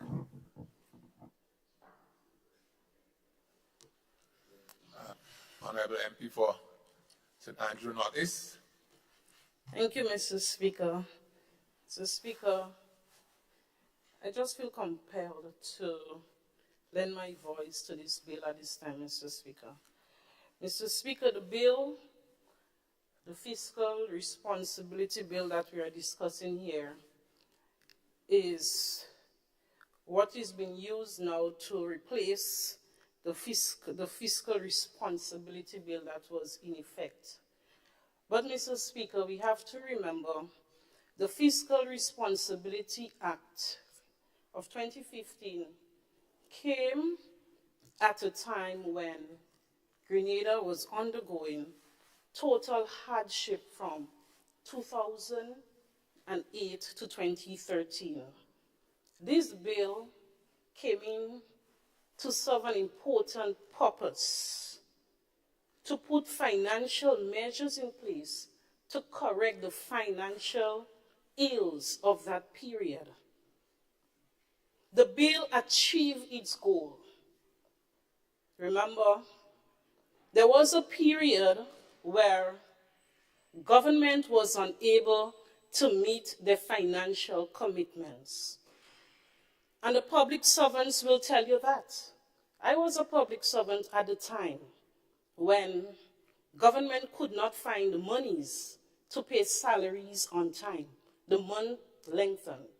We can't play forget in this house, Mr. Speaker. So the Fiscal Responsibility Act came in place to cushion how government manage their expenditure. This is the same bill that allowed us to manage our finances as a country in such a way that when disasters struck, we were sustainable. Do you remember COVID-19? All public servants were paid, even if they were not working at the time, Mr. Speaker. The bill allowed that, the Fiscal Responsibility Act allowed these things to happen. It allowed for the social safety nets program to take place. And so that the people who couldn't afford to take care of themselves financially, government was able to put measures in place to take care of them, Mr. Speaker. So here we are repealing a bill that came in a crucial period. And there is nothing wrong with that, Mr. Speaker, because we have to understand that as we move through the years, changes will have to be made. We have to understand that. But the Fiscal Responsibility Act did achieve its purpose. We were able to receive concessionary loans, millions of dollars in grants, because of this Fiscal Responsibility Act, Mr. Speaker. And I'm not here reading anything. I'm just saying, I'm speaking about what I know took place. So to make it look as if the bill that we are repealing here today did not serve its purpose is far from the truth. And it's okay to make the changes. We could call it resilience. Resilience, and nothing is wrong with that. Greater sustainability, that's what we want for our country, Mr. Speaker. So if this new bill could do that, nothing is wrong. However, we must not ignore the fact that the Fiscal Responsibility Act came in at a time that was crucial to take us out of a period where we were struggling financially as a country. It provided the state with surpluses that allowed us to do what we had to do. Remember the pension payment, Mr. Speaker? If it was not for this bill that monitored the expenses of the state, we would not have been able to meet all these surplus funds there to make that commitment to our people. So nothing was wrong with the Fiscal Responsibility Act. Of course, we have to improve as we go on. So to sit here and to give the impression that we are repealing something because it was bad, totally, is a misconception, Mr. Speaker. We know what it did. We know the purpose it served. We know the fiscal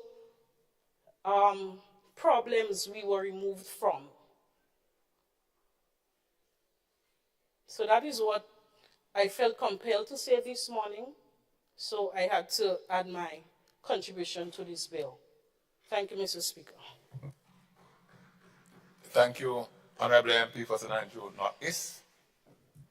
Honorable MP for St. George Northeast. Thank you, Mr. Speaker. Mr. Speaker, this morning I rise to express my full support to this bill. And just to state briefly why I support the Fiscal Resilience Bill 2023.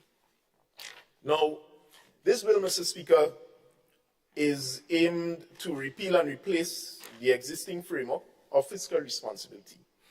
The replacement is not to remove the elements of the fiscal responsibility, but to enhance it in a broader manner, improving our overall financial management and prudence of our finances.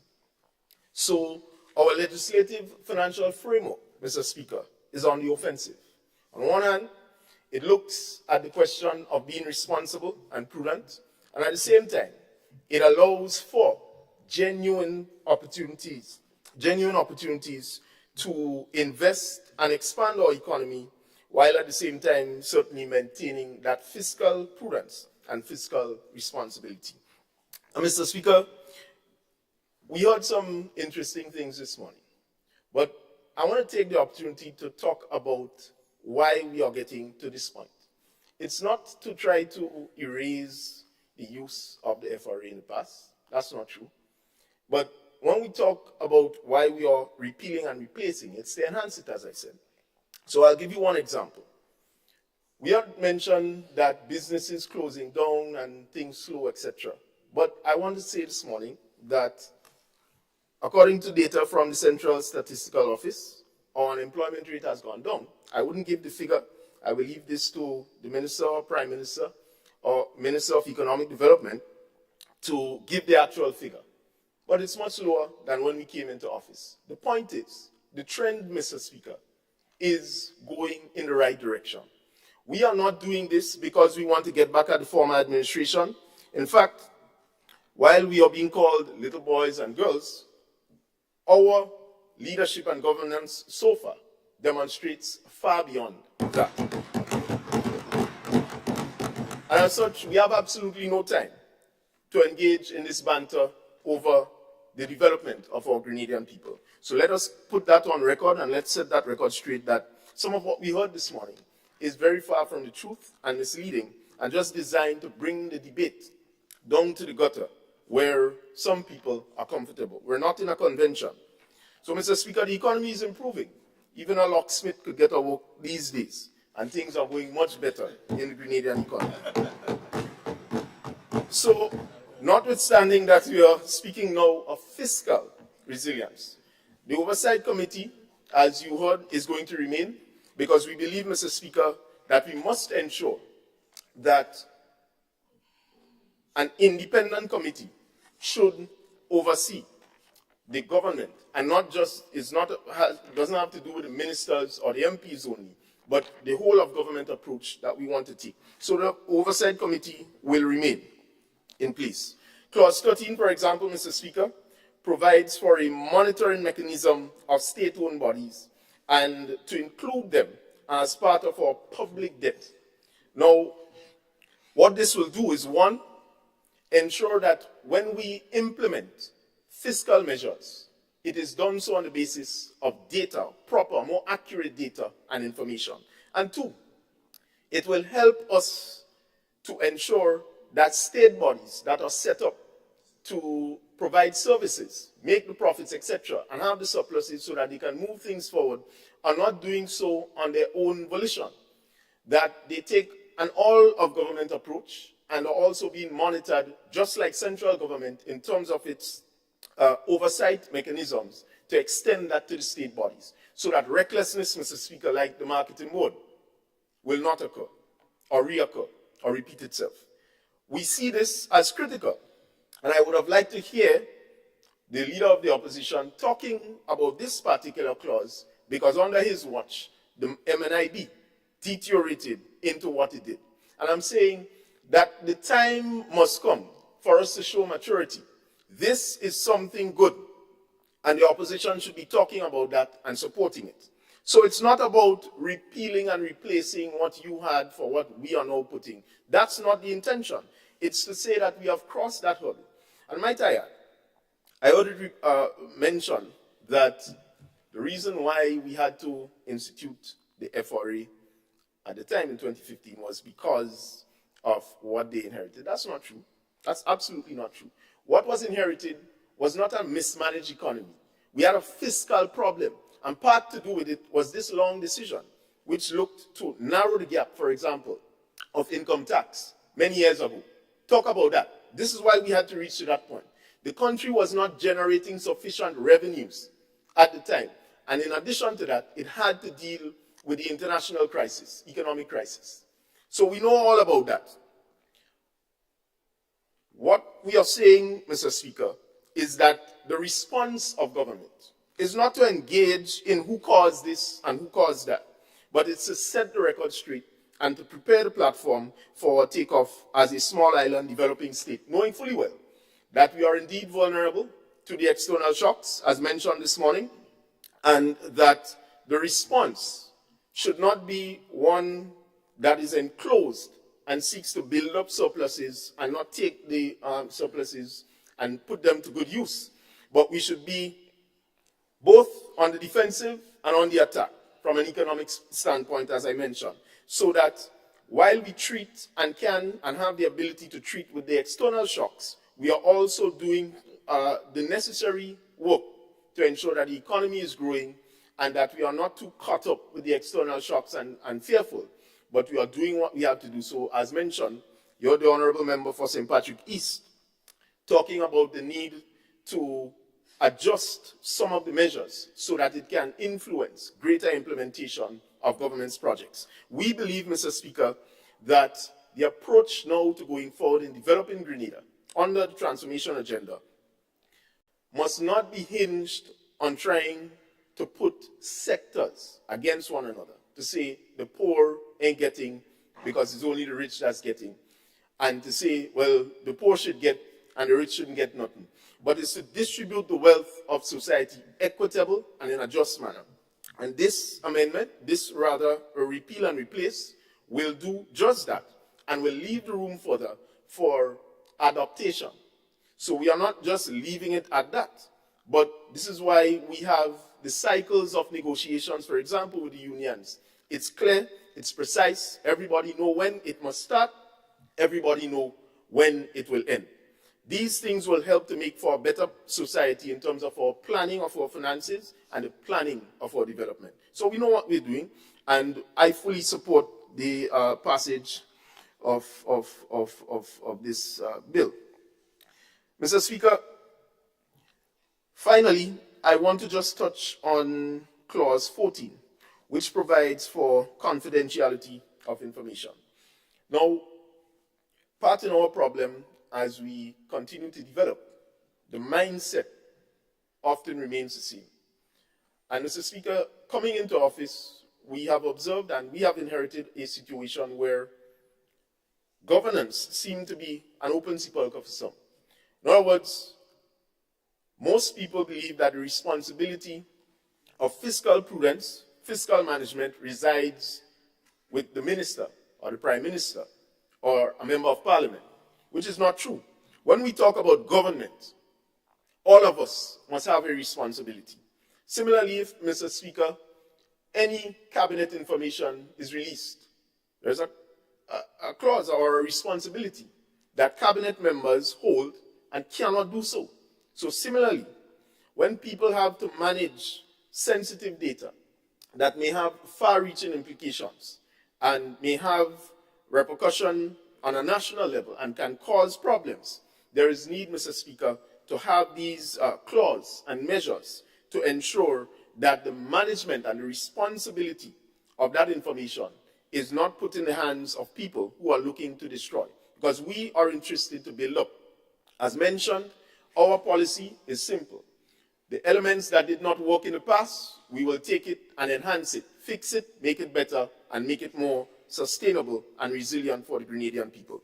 And so, with these few words, Mr. Speaker, I again reiterate my full commitment and support to this bill and look forward to the overall support.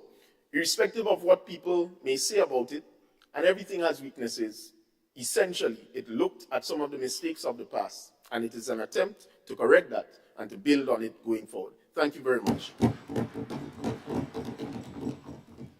Thank you, Honorable MP for St. John Northeast, MP for St.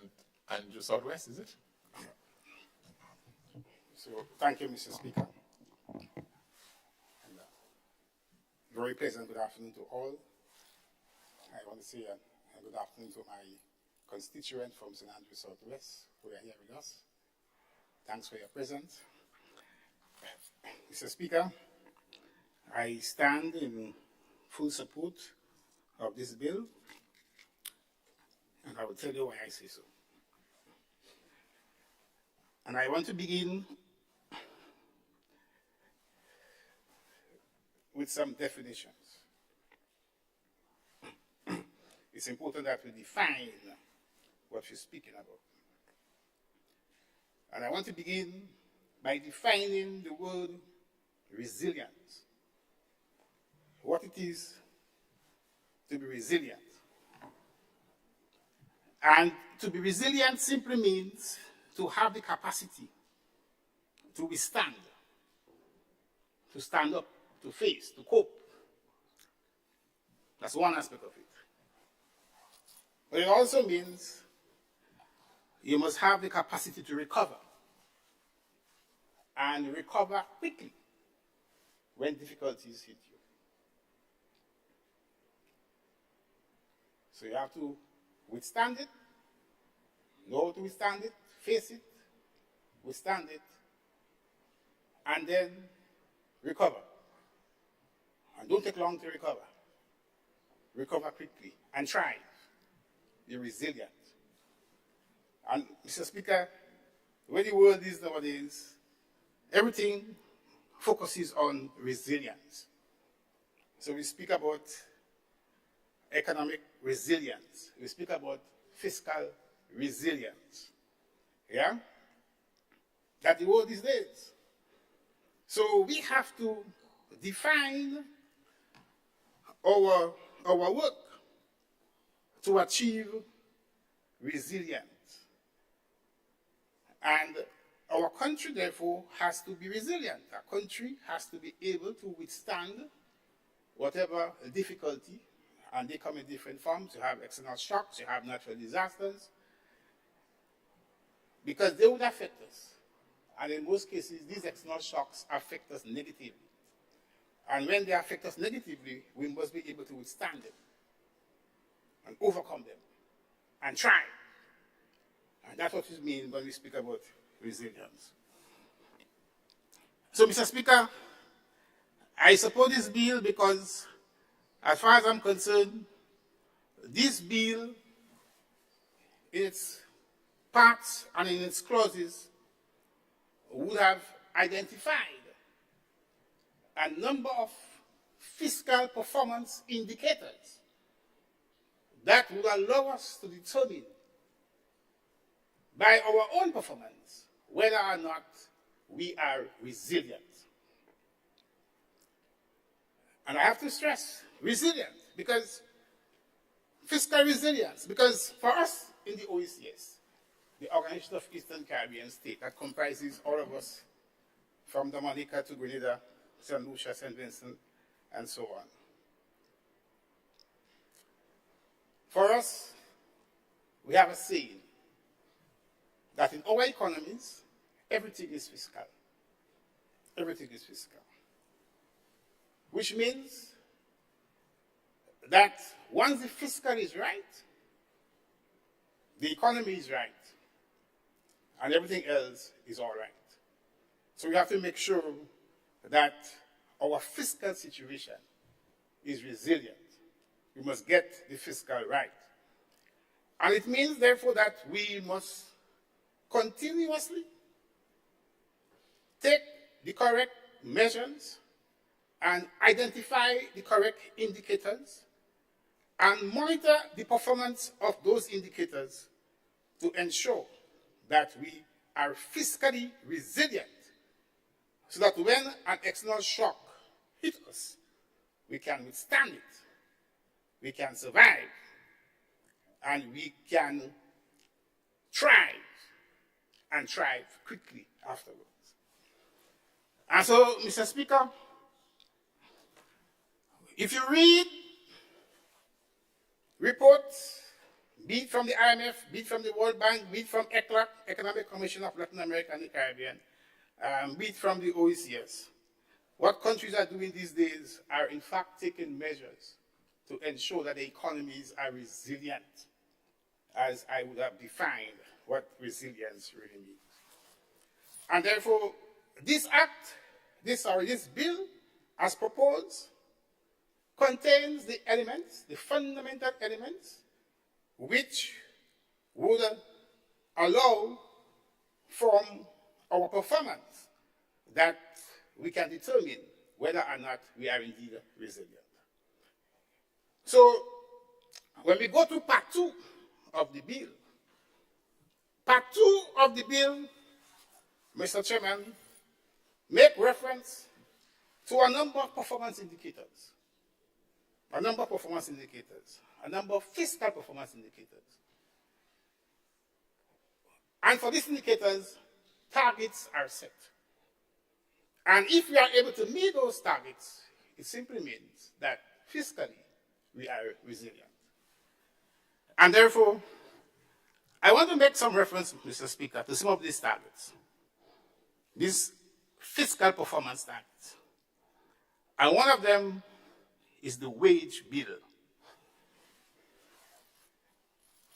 And the target says that the wage bill, the annual wage bill, for we to be resilient fiscally, that annual wage bill should not exceed 13% of our gross domestic product.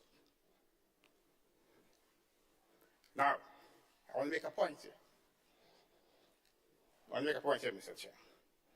Because I heard the leader of the opposition said that the movement in the wage bill from 9% to 13% is an increase of 44%. Mr. Speaker, sir, this is not good mathematics. Mr. Speaker, I don't want to give myself undeserving merits, but indeed I studied economics. And if you have to study economics, you have to study mathematics, statistics, matrices, probability, econometrics. You have to study all these things. Good?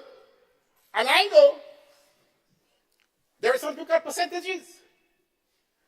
So if a number increases from 9 to 13, and you ask what's the percentage increase, then the percentage increase is 44%. Yeah? But if you have 9%, and you have 13%, you don't speak about percentage increase. You speak about percentage points. Percentage points. So what we have here, Mr. Speaker, is not a 44% increase because they're already in percentages. What we have here is a 4 percentage point increase. So I want to make this point clear. Yeah. But more than that, Mr. Speaker, more than that, the member also indicated, if I heard him right, that the wage bill is about 70 cents of every dollar. 70 cents of every dollar? Well, 70 cents every dollar. Well, I don't know at what point in time, but my recent calculations tells me that the wage bill has never gone beyond 40 cents of every dollar we collect. Never gone beyond 40 cents. Right? And the wage, of course, is a recurrent expenditure. And there are 4 broad categories of government recurrent expenditure. Wages and salaries, interest payments, goods and services, and transfers and subsidies. So if you collect $1 from your revenue, tax revenue, and 40 cents goes into paying wages and salary, you have 60 cents to go to pay the others. That's all. And therefore, Mr. Speaker, this 13% of GDP would not, in my opinion, for my basic maths, my rough calculations, in any way make it difficult for government to meet its other recurrent expenditures. In fact, Mr. Speaker, I would even go further. From a pure economic point of view and a pure economic analysis point of view to indicate the performance of government. If I had my way, I will introduce a new performance indicator in addition to what is there in the bill. And that one is referred to as the current account balance. And the current account balance is the difference between your current revenues and your current expenditure. And your current revenues are your tax revenues and your non-tax revenues. Yeah? And I've already explained what is your current expenditure. When you subtract your current revenues from the current expenditure, you obtain your current account balance. Mr. Speaker, that current account balance, from our numbers I would have recollected, has always been positive, and it as high as 5% of gross domestic product, which means that we have millions of dollars, which means that the government and our government has been able to collect enough revenue, tax and non-tax, to pay wages and salaries, to pay goods and services, to pay interest payments, and to pay transfer and subsidies, and still have a lot of money left. We call it a surplus. And that surplus could go directly, if you so desire, go directly into meeting your capital needs. Good. It could go directly into meeting your capital needs. In fact, the other indicator that is said here, performance indicator of our fiscal resilience, make reference to our primary balance of 1.5% of GDP. The primary balance is simply your recurrent expenditure excluding interest payments. Good? And if it's 1.5% of GDP, it could be substantially large, which means, in essence, that you also would have a very large current account surplus. Yeah? And that current account surplus can go to meet your capital program if you so desire. It could also go to meet your amortization, your principal repayment. Good? So, and this brings me to the next indicator, Mr. Speaker, which is the debt. The performance indicator for the debt, if you have to remain resilient, says that by the year 2035, our debt to GDP ratio should not exceed 60% of our gross domestic product. Presently, it's around 80. All right? So what it means is that over the years, we're going to set certain targets that will bring the GDP ratio, the debt to GDP ratio, to that level. And that is possible, Mr. Speaker, to the extent that we can achieve that primary balance of 1.5% of GDP, which means, in essence, that you're going to have a sufficiently large current account surplus, which can then be used to finance our capital program. There may be no need, if we so desire. There may be no need to incur debt. There may be no need to borrow to pay for our capital program. If that current account surplus is sufficiently large to finance. So, the only reason why you incur debt, Mr. Speaker, the only reason why you incur debt only to finance capital program. You don't go and borrow money to pay salaries. You don't do that. Right? So as long as our performance says that we have a primary surplus of 1.5% of GDP, and we have a current account surplus of about 5% of GDP, we are resilient. We are resilient. And the conditions are also being created for the debt to GDP ratio to come down over the years. Yeah? So, Mr. Speaker, I support the bill because the performance indicators that I see here, and those are the very similar performance indicators that other countries are now using to determine their resilience, to determine their fiscal resilience. They are pragmatic, very practical. They are likely to be achieved. Good? And all what we have to do is to put the system and structure in place and keep on monitoring them so that we can achieve those targets that have been set for us in Part 2 of the bill. But, Mr. Speaker, I also want to comment that the bill is a comprehensive bill. I like it. It's comprehensive because it takes into consideration other factors that are important for us to achieve that resilience. So it makes reference, Mr. Speaker, to incorporating our statutory bodies and our state enterprises into the analysis because they are part of the overall of the consolidated public sector. So we are now in a position to monitor them. It makes reference, Mr. Speaker, to strengthen our statistics department and making sure that our statistics department can provide the macroeconomic indicators that we need to make economic decisions. And I'm saying to you, I am happy to say that I'm getting some very important statistics right now from the department. I just received data on the CPI from our statistics department. I've just received data from our economic performance from unemployment level, and the data is showing from statistics department, the data is showing that the unemployment rate as of August is 11.9%. 11.9% from 28 where it was. That's for August this year. 11.9% unemployment rate.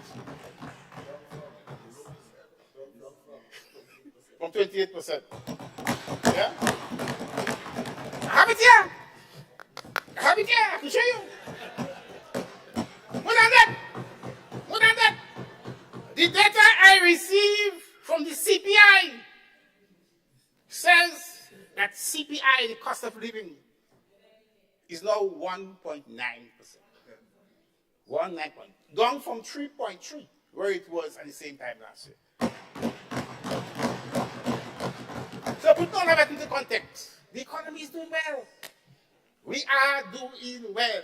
And we are very much on the way to achieve the kind of fiscal resilience that we are working to achieve. Good? So we are doing well.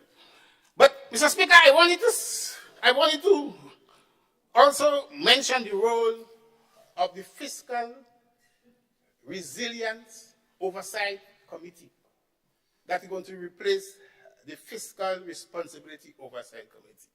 And the importance of having that committee. I think my minister would have read the terms of reference of that oversight committee. Right?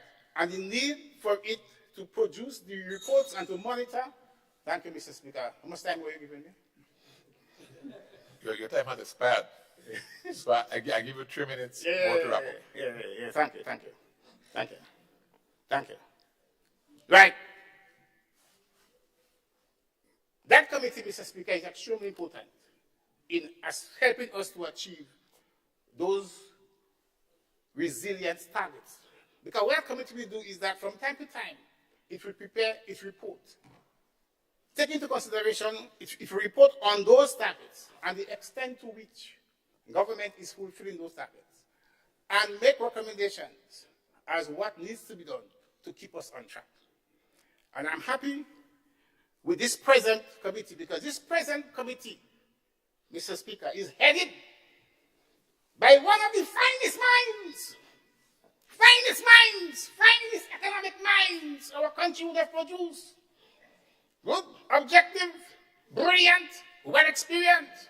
Good, and we expect to get firm, objective reports to keep us in check. Yeah, to keep us in check as far as our performance is concerned. And again, Mr. Speaker, the bill is comprehensive because it gives the role for the Minister of Finance to keep on always monitoring, staying abreast, knowing what is happening with the economy, with the fiscal performance of government, and reporting to us. So we are all, as ministers, we are all abreast with what is going on. Mr. Speaker, I am so happy that whenever I read this bill, I feel young. I feel rejuvenated. Good.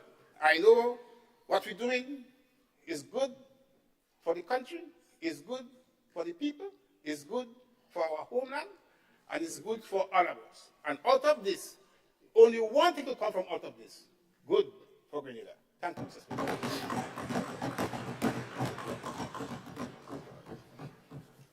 Thank you, Honorable MP for St. Andrews South West. Honorable MP for St. Mark. Thank you, Mr. Speaker. Mr. Speaker, I rise too to make my contribution to the bill as being presented. And as my former colleague said, I want to be clear that we are not against the bill.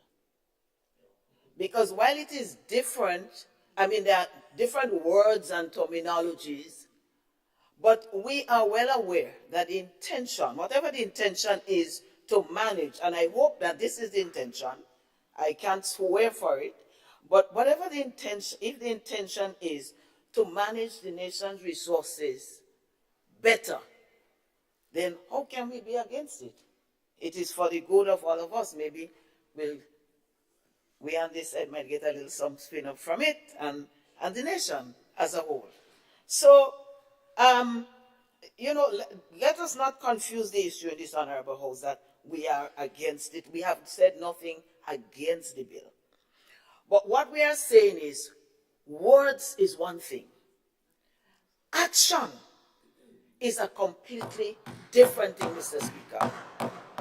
And so therefore, I would like to see some results. And if my first thing is, Mr. Speaker, and I heard the member for St. Patrick West, the Minister for Finance, say that in defending the reading of the bill, and that's not my issue whether it's read or not read, but my issue is the explanation. The member said that if it is not read, the layman on the street will not understand.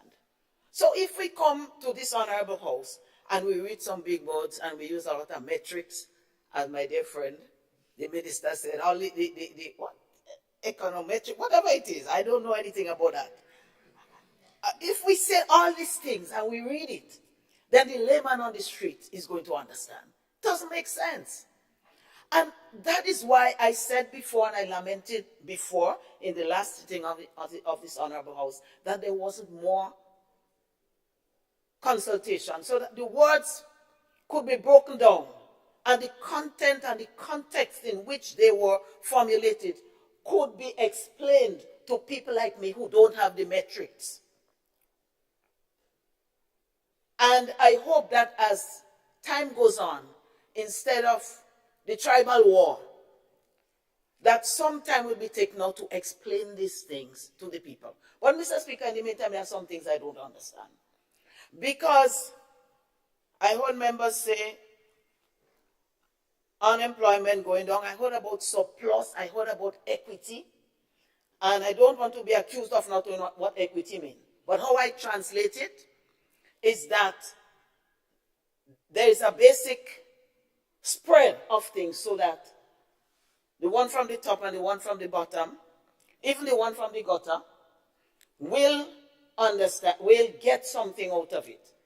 And so, Mr. Speaker, what I hope that we see some really strong actions that are going to support all of these things so that a surplus can be passed around to some people. And so I'm asking that if people are going to start paying for the houses from January, why can't some of the surplus that this legislation is going to guarantee us be used to help a few? And the leader of government business, the member for St. George Southeast, I want to challenge you in particular through the Speaker, of course, Mr. Speaker, on this matter. I hear two prices, 73,000 and 55,000. I use a calculator because I can't work this thing. I use it on the phone. And I work out the one for 53,000. And I put all at 53,000 and I put the 647 houses. And we're getting $35 million from that. And the surplus from all of this, from these bills and all the measures we are going to take.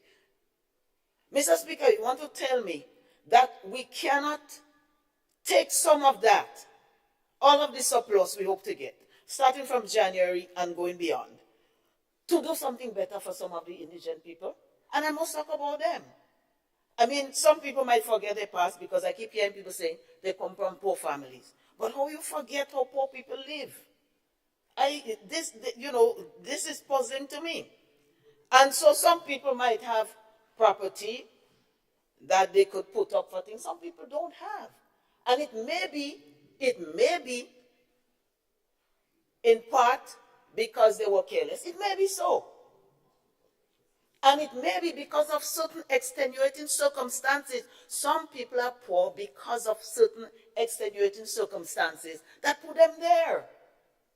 And there are people who had a lot, and afterwards they didn't have. Either they got sick, one lash of a sickness, where you have to pay thousands of dollars. It could make you poor. So we must not treat this thing trivially as though it's this side for poor and this side. No. All of us have to look out for the poor. So, Mr. Speaker, there are some people who have applied for the house who can afford to pay. That is not my battle. They can afford to pay. They can go with the equity to the bank, and yes. There are some people who have been waiting because, and maybe we gave them wrong expectation. I don't know who the blame is going to fall on.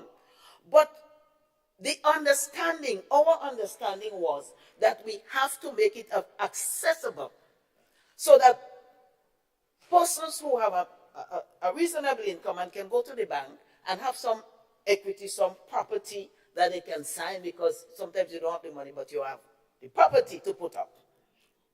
And these people, they can go. Have we analyzed the percentage of people who cannot afford to pay? Have we looked at all the applicants and said, look, 60%, 80% could afford to pay? Let us see how much that's going to contribute to the budget. Let us see how that's going to take care of the needs, the maintenance, the insurance, the security, all of these things, and see if we can find some equity there to give a chance to the poor and indigent who really genuinely need. And this is what I am not hearing. So we are not saying give it for free. I won't say that. And I stand by that. Those who could afford to pay should pay. But I also stand by the concept and the notion that people who cannot afford to pay must be taken care of by every state, every country in the world, Mr. Speaker. Sorry, I wasn't seeing your light. Honorable MP, first Carrick Matnick. Yes, thank you, Mr. Speaker. Mr. Speaker, I'm standing on a point of order, the relevance to the topic that's before us. We have a bill that we're debating, the fiscal resilience bill. What does housing and who paying for housing and sort of have to do with this bill that's before us, Mr. Speaker? Relevance. What's the relevance? If the honourable member wants to speak about it, there is a point in the order paper where those matters could be addressed, Mr. Speaker. But let us deal with the substantive matter that is before us. Agreed. Agreed, Honourable MP for Carrick Matnick. I somehow think the Honourable Member for St. Mark sort of got distracted by what the leader of government business said with respect to housing. But as far as possible, Honourable Member, let's stick to the bill. Let's stick to the bill. Let most of the content be to the bill as far as possible. Mr. Speaker, thank you. If it is in your judgment that I got distracted, I will concede. I do not agree, but out of respect for you as the Speaker of the House, I will concede. I do not think I was, though, but so be it. Mr. Speaker, the linkage I was putting is, and I have heard persons say what the surplus will do, how the fiscal management will do certain things for the nation. So I'm going to take on housing because the fiscal management and the surplus will not go for that for the post. I'll take it out. Let's take it out so everybody will be comfortable. Everybody will be comfortable in this house. So the fiscal management, how do I explain where I would like to see some of the surplus go? I taking out the housing, I taking out the seed. So, Mr. Speaker, I just want to say that money from the housing will also should be subjected to fiscal management, and I look forward to see the equity. I look forward to see the empathy. I look forward to see the lenience that will be extended to certain vulnerable groups, as well as I look forward to see businesses and persons who have more, Mr. Speaker. Mr. Speaker, I think, maybe I am distracted now, but I want to say, finally, Mr. Speaker, that one of the concerns I have, and I hear that it will protect us from shocks, such as maybe natural disasters and so on, Mr. Speaker. I will end with a question, because I know that we came in this honorable house and we reduced the funding that was supposed to protect us from shocks from 40% to 10% in this honorable house. So I hope that the legislation will allow us to use that 10% and whatever else to protect us from the shocks that are so common, natural and otherwise, in the world today. How will we do that? I wait to hear the government explain that to us. I thank you, Mr. Speaker. Thank you very much, Honorable MP for St. Mark. Honorable Prime Minister. Thank you, Mr. Speaker. Mr. Speaker, maybe I'm distracted too. Mr. Speaker, I'll start by answering the last question. Mr. Speaker, the former administration passed legislation that said 40% of the funds from CBI should be placed in an, let's call it this way, a shock fund. They never placed the money in the fund. So let's talk action. They never placed the money in the fund. So let's not play forgetful, to quote my distinguished colleague. So what we did, Mr. Speaker, was to be practical, reduce it, and fund it. So I think I've answered the first question. And while we're on the let's not play forgetful team, Mr. Speaker, let's get a couple of things clear. So let's accept that in 2008 to 2013, when the former National Democratic Congress ran this country was clearly in fiscal problems. But let's not forget, there was a financial crisis. And more importantly, let's not forget that the new National Party, under the distinguished leadership of the non-leader of the opposition, had run the country for about 13 years prior to that. And let's not forget the enormous amount of debt that they borrowed, unsustainable debt, all kinds of scandals surrounding the debt, that we, the taxpayers, are still repaying.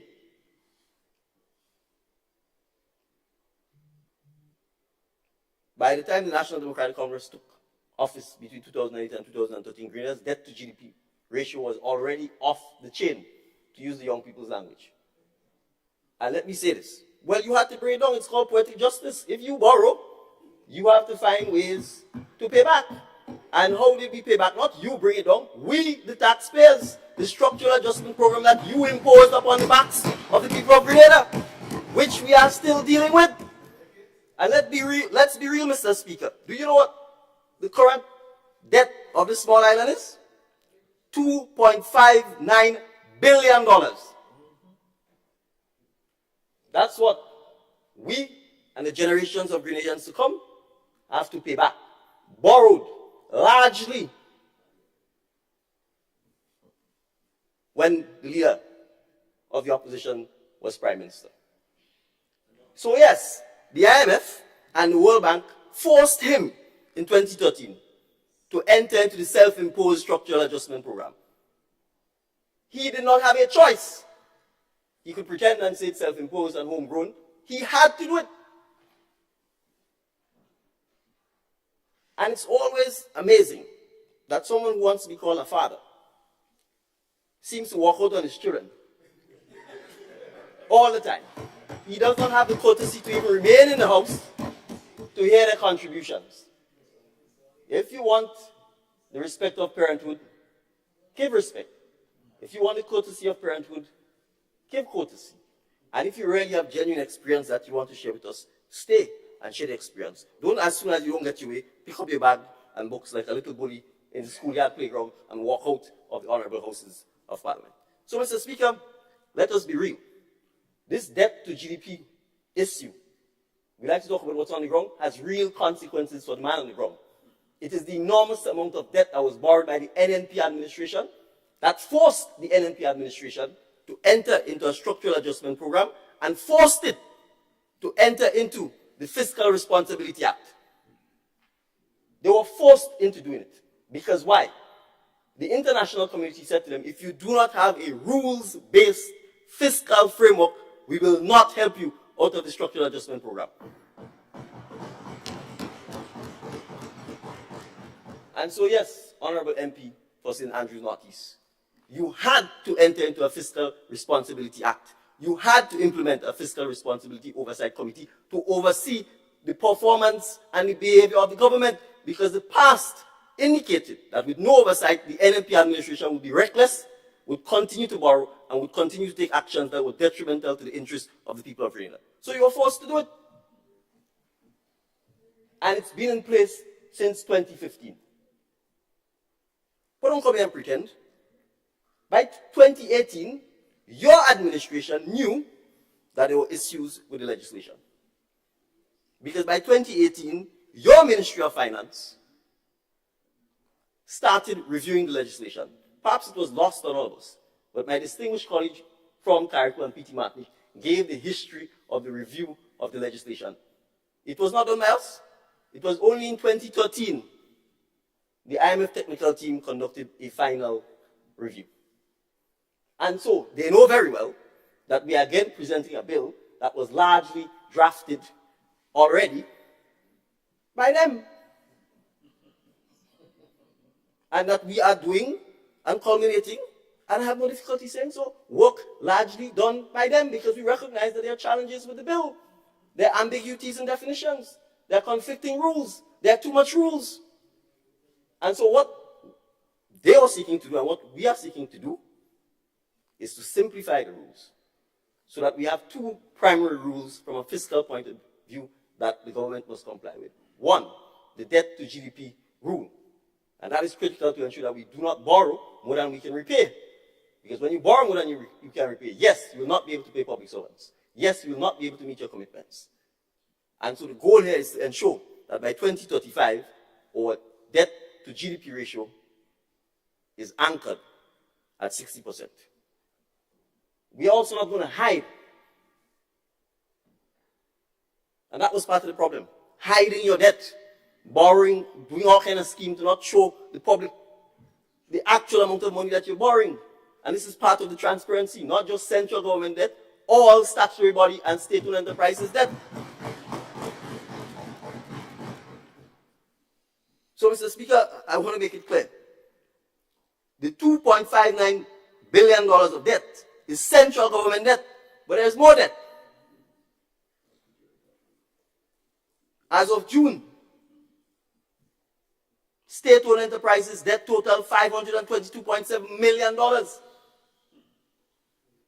And I want the public to understand something.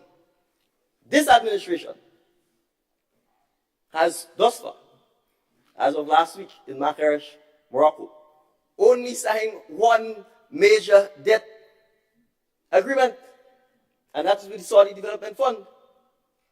So all of this debt that I'm talking about here, the $2 billion in central government debt, the $500 million in state-owned enterprise debt, is inherited debt. That is what we have to manage. Right? That is the debt the state of Grenada is facing. It's not mine. It's not the National Democratic Congress own. It's the taxpayers of the country. And therefore, Mr. Speaker, we appreciate that we need to be disciplined. We appreciate we need to be transparent. We appreciate we need to send the right signal to our development partners that we have nothing to hide, that we are going to publish the data, that we are going to be transparent, and that we are seeking to simplify the legislation so that the public understands in layman terms. I'm not speaking in econometrics and ketonometrics and whatever else. I'm speaking in layman's terms. And I think the layman knows, if you borrow more than you are receiving, you will not be able to repay. And if you can't repay, you know what will happen to the quality of your life. So, Mr. Speaker, we all want to talk, on the one hand, that the legislation was good because it allowed the government to pay public servants when we had the shock. That is why we need the legislation to continue. So why, on the other hand, you're trying to make it seem as somehow there's some mystery surrounding the legislation? You know there's no mystery surrounding the legislation. You know what it is designed to do is to make sure that the government manage its fiscal affairs responsibly so that it can meet its obligations. And so that primarily, if it has a surplus, it doesn't spend it all so that it can't meet shocks when they happen. If you make $10 and you spend $10 and then you get sick, yes, you won't have any money to pay your medical bills. But if you make $10 and you only spend $7, you have $3 as a buffer. So that if you get sick, or if you have a fire, or there's some natural disaster, you have $3 at least that can go towards it. That, in simple terms, if you want it in layman terms, is what this bill is designed to do.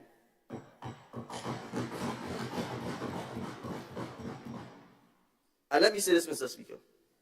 I'm going to quote from the distinguished and eminent economists that my dear friend, there's so much economists and econometrics, and even I am getting tired of, that my dear friend referred to. And I will quote the chair of the Fiscal Responsibility Oversight Committee, because a lot of times we want to talk about what's boys and girls who know how to manage the economy and who have experience and who have 30 years experience. And I'm quoting, and this report, Mr. Speaker, should be laid, I'm sure it's been laid by the FROC with this House. And I'm quoting, as part of its monitoring function, the Fiscal Responsibility Oversight Committee monitored the government's operations and examined the fiscal and debt reports of the central government for the first half of 2023. Based on the published fiscal reports as of the end of 2023, the central government accounts were assessed to be in line with the fiscal targets for 2023 that were presented to Parliament on 5th December 2022. That is what FROC is saying. Not what economics is saying. In the 2023 national budget, central government operations were estimated to result in the growth in real primary expenditure of minus 9.1%, meaning we are spending less. A wage bill of 8.9% of GDP. The current rule is 9%, so we were within the current rule. A primary surplus of 3.6% of GDP and a debt to GDP ratio of 64%. Except for the stock of public debt, the fiscal outturn as of 30th June 2023 was estimated to be in accordance with the targets set out in the Fiscal Responsibility Act. In simple terms, we are compliant. And let me take the concluding recommendations from the FROC. Because the FROC itself, Mr. Speaker, the FROC itself. And I want to make it clear, Mr. Speaker, because sometimes we know better and we're always trying some gimmickry. There are two ways to pass legislation. You could amend the existing bill, which oftentimes makes it difficult to follow, because you're making multiple amendments to stuff. And when you're making multiple amendments and it becomes difficult to follow, there's probably a neater way. You repeal the old act, you pass the new act. But the new act is always predicated on the old act. And you will go through and see that significant portions of the old act that we are looking at is in place. So FROC itself recommended, as opposed to multiple amendments, that we do a repeal and replace. And the Cabinet, by its policy position, adopted the recommendation of FROC. So when we talk about consultation and consultation, again, the consultations have been going on since 2018. At some point in time, you have to act and make decisions.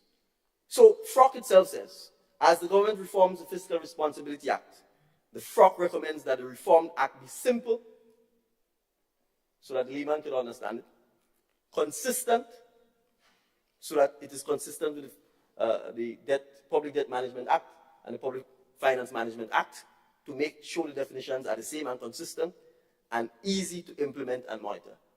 Who's implementing? The Minister of Finance, the Ministry of Finance. Who's monitoring? FROC. So even FROC wants to ensure that it is able to monitor an act that is simple, consistent, and easy to monitor. Additionally, the act should provide for fiscal and debt sustainability, but with adequate flexibility for the government to manage and transform the economy. So, for example, Mr. Speaker, under the existing legislation, we have COVID-19. the Governor General or the government at certain points declared states of emergencies. It allowed the Minister of Finance to escape or suspend the rules. So they didn't have to worry about debt to GDP ratio, they could continue borrowing because we recognized there was an emergency. They didn't have to worry about any of the other rules. The problem with this is it didn't say when it should end. It didn't say when it should end, right? And that's part of what we are trying to fix. Because you don't want to give the government a carte blanche, use it as an excuse to say, well, we have an emergency or we have this, so we're suspending it and we have to comply with the rules. And what we sought to do is have very specific rules as to when the Minister of Finance can exercise his discretion to suspend. And you'd see the Act proposes the suspension is for 1 year. And you have to come back and get affirmative resolution in this Parliament if you want to go for another year. So we are increasing the oversight. There was no such oversight in the existing Act. So the then Minister of Finance, the Honorable Gregory Bowen, could just suspend it and leave it open-ended.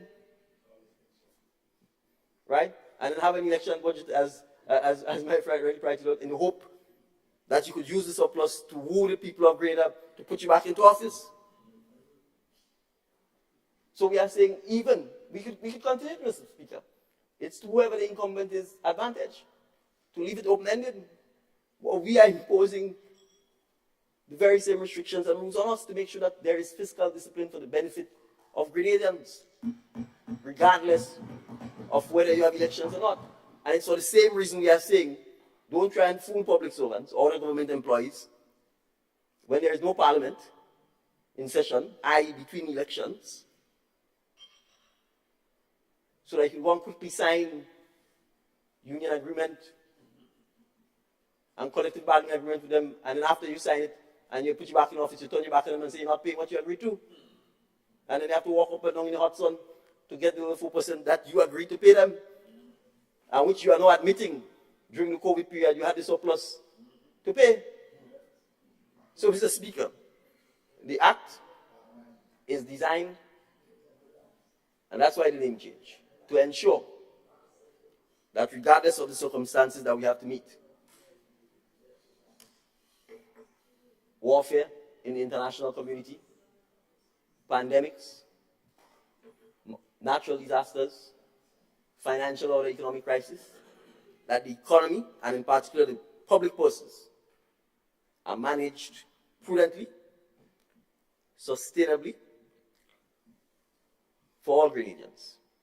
And yes, eventually when the Housing Authority recovers some funds from the sale of the units, it will be in a position to use those funds to build more houses for the people of Grenada who desperately need housing, and who we didn't seem to know that they need housing over the last 30 years of the administration. So, Mr. Speaker, I commend the bill, and I support it, and I want to publicly put on record my appreciation for the tremendous work done by, yes, the public servants and the civil servants at the Ministry of Finance. Thank you. Thank you, Honorable Prime Minister and our Leader of Government Business. Thank you, Mr. Speaker. Mr. Speaker, I first of all want to express my appreciation to members, both sides of this Honorable House, for their contribution to this bill. I also want to state, Mr. Speaker, that this bill, and any other bill for that matter, Mr. Speaker, is not just lots of words. Not just lots of words. It is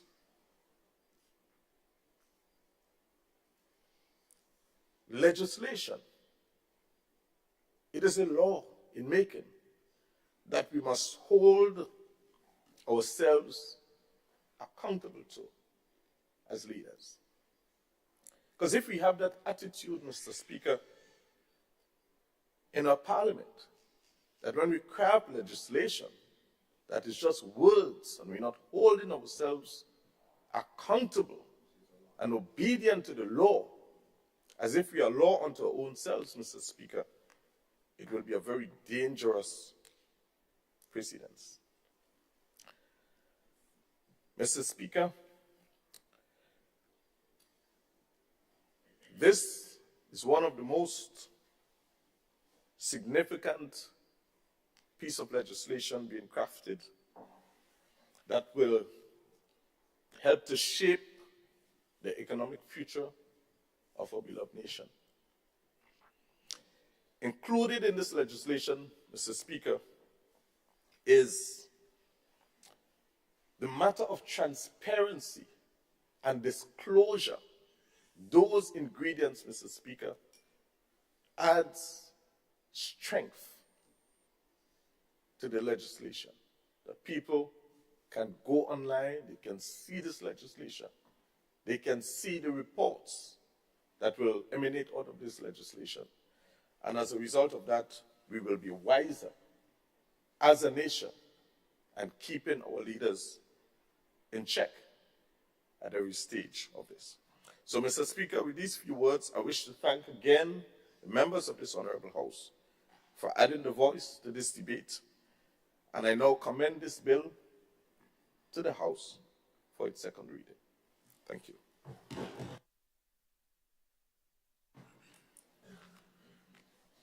Honorable members, the question is that the bill be read a second time. All those of that opinion say aye. Of the contrary opinion say no. The ayes have it. Indeed, the ayes have it. The bill for an act shall be entitled Fiscal Resilience Bill 2023. Leader of Government Business. Mr. Speaker, I beg to move that the House resolves itself into a committee of the whole House to consider this bill part by part and clause by clause. Thank you. Honorable members, the question is that its Honorable House resolved itself into a committee of the whole House to consider the bill clause by clause or part by part. All those of that opinion say aye.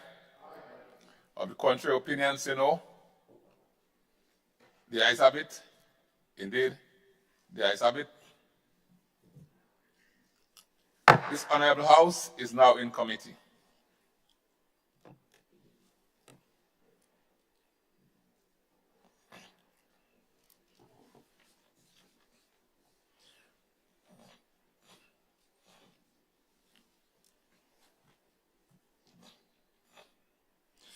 Part 2, Fiscal Resilience Framework.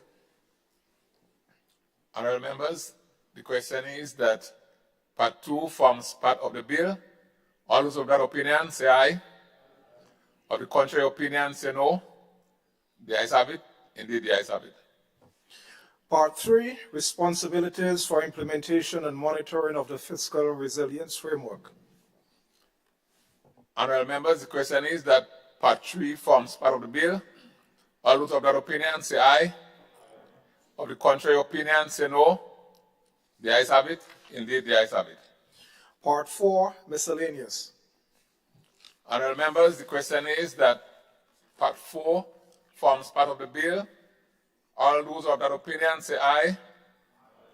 Of the contrary opinion say no. The ayes have it. Indeed, the ayes have it. Schedule. Honorable members, the question is that schedule forms part of the bill. All those of that opinion say aye. Of the contrary opinion say no. The ayes have it. Indeed, the ayes have it.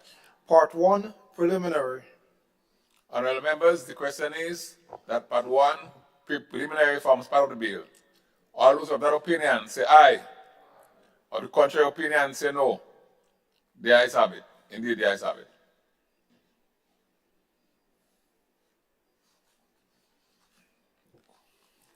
Leader of Government Business.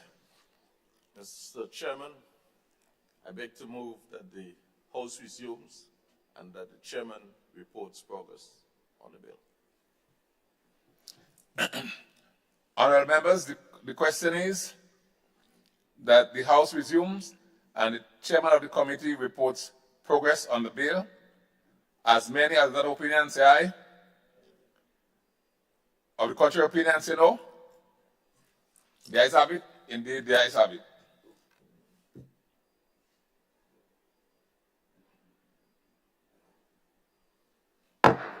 This honorable House now resumes.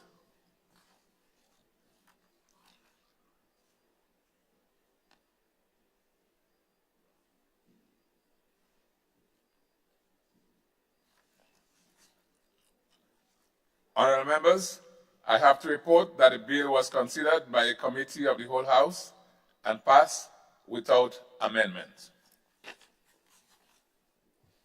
Leader of Government Business. Mr. Speaker, I beg to move that the chairman's report be adopted. Honorable members, the question is that the chairman's report be adopted. Those who have that opinion say aye. Of the contrary opinion say no. The ayes have it. Indeed, the ayes have it. Leader of Government Business. Mr. Speaker, I beg to move the third reading of the bill. Honorable members, the question is that the bill be read a third time.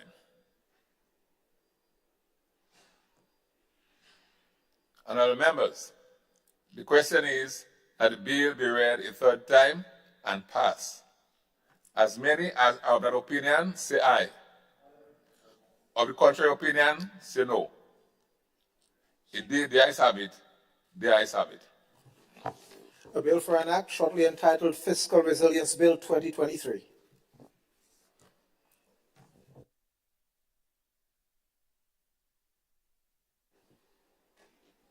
Leader of Government Business. Thank you, Mr. Speaker.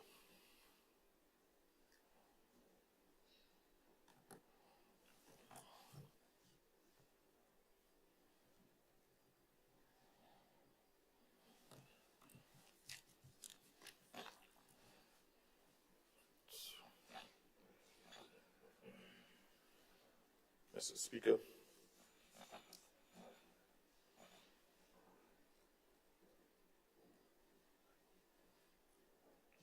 the Public Debt Management Amendment Bill 2023.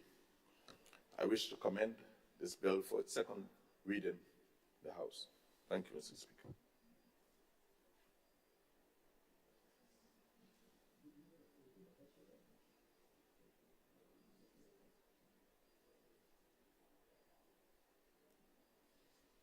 So let's take it from the top then.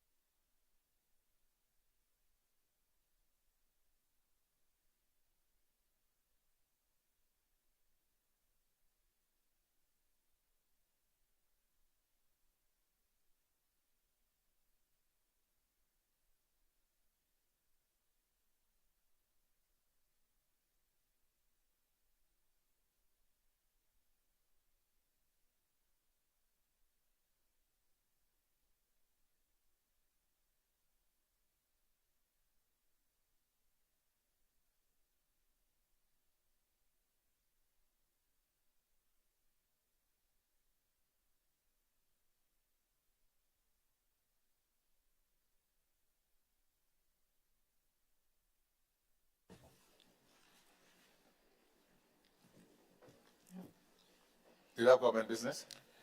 Thank you, Mr. Speaker. So, Mr. Speaker, Public Debt Management Amendment Bill 2023. This bill, Mr. Speaker,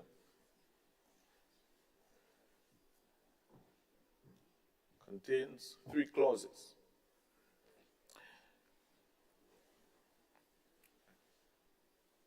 Clause 1, Mr. Speaker, speaks to the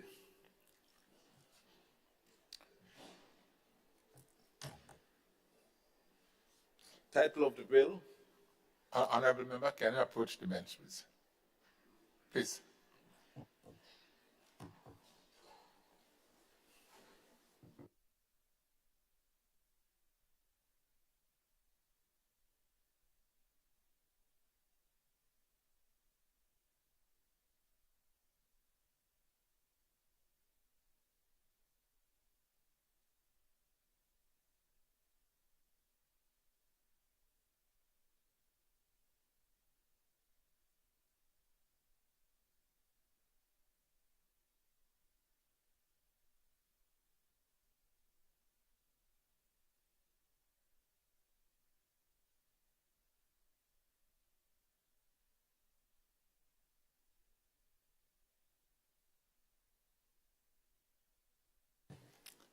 Please proceed, leader of government business. Thank you, Mr. Speaker. So clause 1 speaks to the short title for which this is the bill, Mr. Speaker. And clause 2 seeks to amend section 2 of the bill. But, Mr. Speaker, this bill sets out as its main objectives the amendment of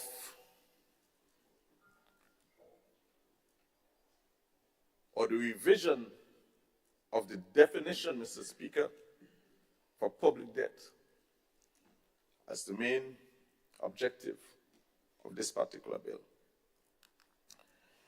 Mr. Speaker, clause 2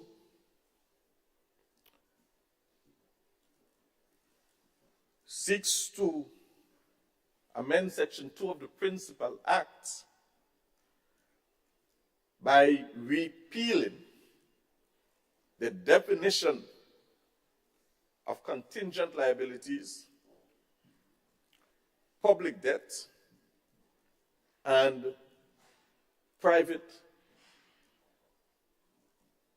public-private partnership, and substituting, therefore, the following new definitions.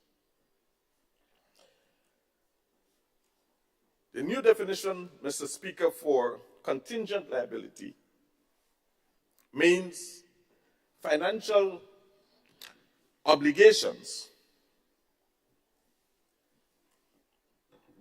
which arise by the occurrence or non-occurrence of one or more uncertain future events not wholly within the control of central government, and includes debt guarantees, demand or price guarantees, and termination clauses or other default provisions that could imply a transfer of liabilities to central government, including financial obligations arising as a result of or in connection with public-private partnership, but it excludes, Mr. Speaker, letters of comfort. That was contingent liabilities. The new definition, Mr. Speaker, for public debt includes all direct liabilities of central government, statutory bodies, and state-owned enterprises, including advances, arrears, compensation claims, finance leases, government securities, loans, overdrafts, promissory notes, and suppliers' credit arrangements and contingent liabilities, including explicit contingent liabilities arising as a result of or in connection with public-private partnerships. Mr. Speaker, the definition for public-private partnership, or the new definition, Mr. Speaker, for public-private partnership means a long-term contract between a private party and central government or a statutory body or state-owned enterprise.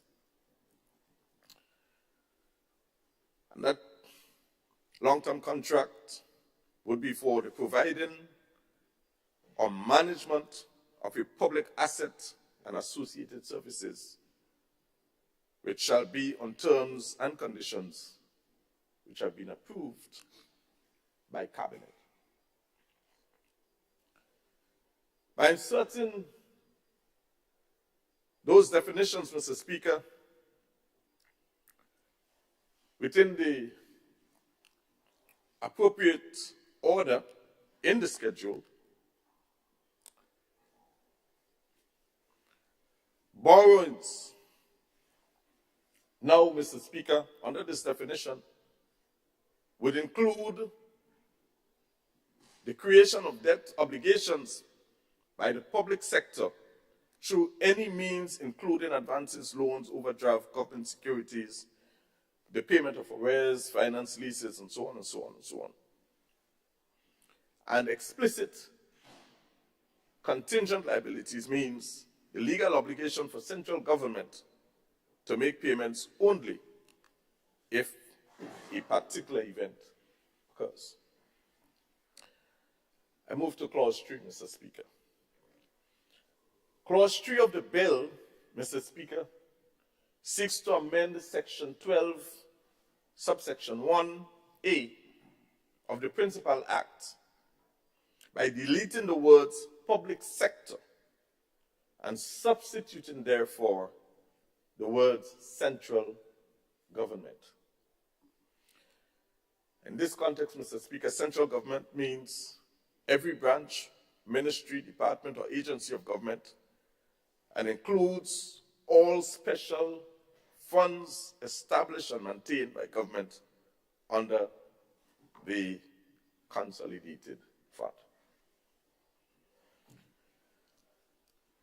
So, Mr. Speaker, in essence, this is the amendments that is being offered to sort of strengthen the bill and broaden the scope of what we call debt or public debt in respect of the legislation. And it is consistent, Mr. Speaker, with the other two pieces of legislation which is being piloted through the Parliament. So, Speaker, I now take this opportunity to commend this bill for debate, and I ask this Honorable House for its support in this bill. Thank you. Thank you, Leader of Government Business.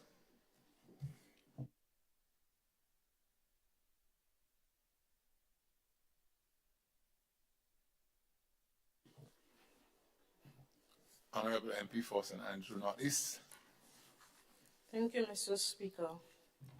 Mr. Speaker, I rise to give the reason why I will not support this bill, Mr. Speaker. When we look at Section 2A of the bill that defines the term public-private partnership,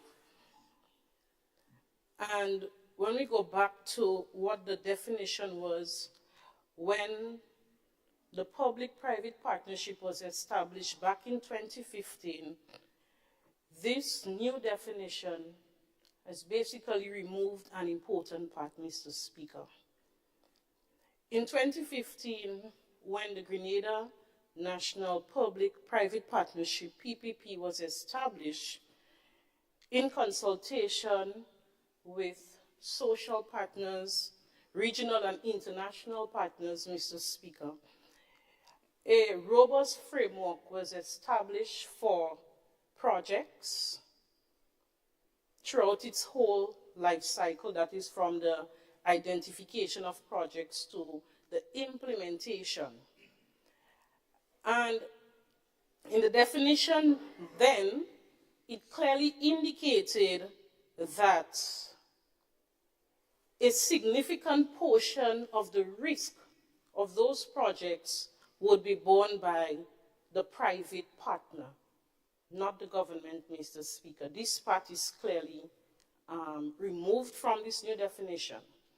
Furthermore,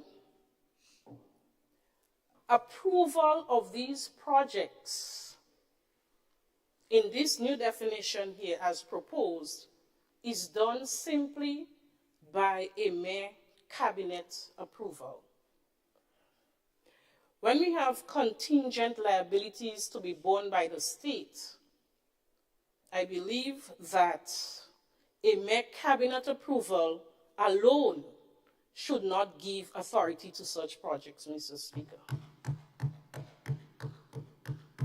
So I ask that this be reviewed before we proceed, and that is why I cannot support this bill at this time. Thank you, Mr. Speaker.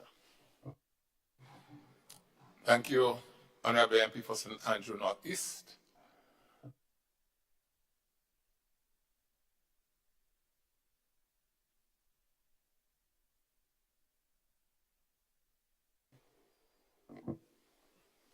Honorable MP for St. Patrick's East. Good afternoon again, Honorable Speaker of the House. I rise in full support of the Public Debt Management Amendment Bill 2023 for the mere reason that over the years we have always talked about public debt, meaning central government debt only. In other words, whatever debt was incurred by the government was covered. Notwithstanding that, we had our state-owned enterprises, we had our statutory bodies who were not adequately supervised and entertained back then, going out and making debts on behalf of themselves, which if those debts fall into difficulty, obviously the central government would have had to take it up. Even as we passed earlier this morning, the new fiscal resilience bill, it clearly states that we are looking forward to ensure that we bring on board proper management of the statutory bodies and state-owned enterprise as well as PPPs. And so I have no difficulty in seeing that government adhere to what has been proposed, and that is to bring the so-called central government debt or public debt to include the PPPs, state-owned enterprise, statutory bodies, and central government under one umbrella. So that when we report in the debt of Greater Carriacou and Martinique, we all know that we're talking about all these inclusive parts of it and so on. And therefore, I would lend my support fully to that. I also want to go further and say that in recent times, we have set a series of programs to strengthen the statutory bodies and state-owned enterprises. And by doing so, we've had what you call a corporate governance course conducted by the Eastern Caribbean Securities Exchange as well as the Corporate Governance Institute of Canada, whereby we provided members of the various boards with information that would basically provide them with the tools that they need to run and manage these public entities in a very prudent and efficient manner. And therefore, I believe once we have done that, we have to now take steps to ensure that when we consolidate all the debt of the country, we'll always be talking about the debt of the government, the debt of statutory bodies, the debt of state enterprise, as well as PPPs. So I make that introduction here. Thank you. Thank you very much, Honorable MP for St. Patrick's East.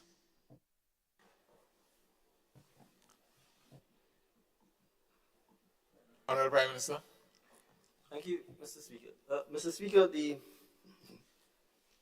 reality is, and that's why we talk about transparency here.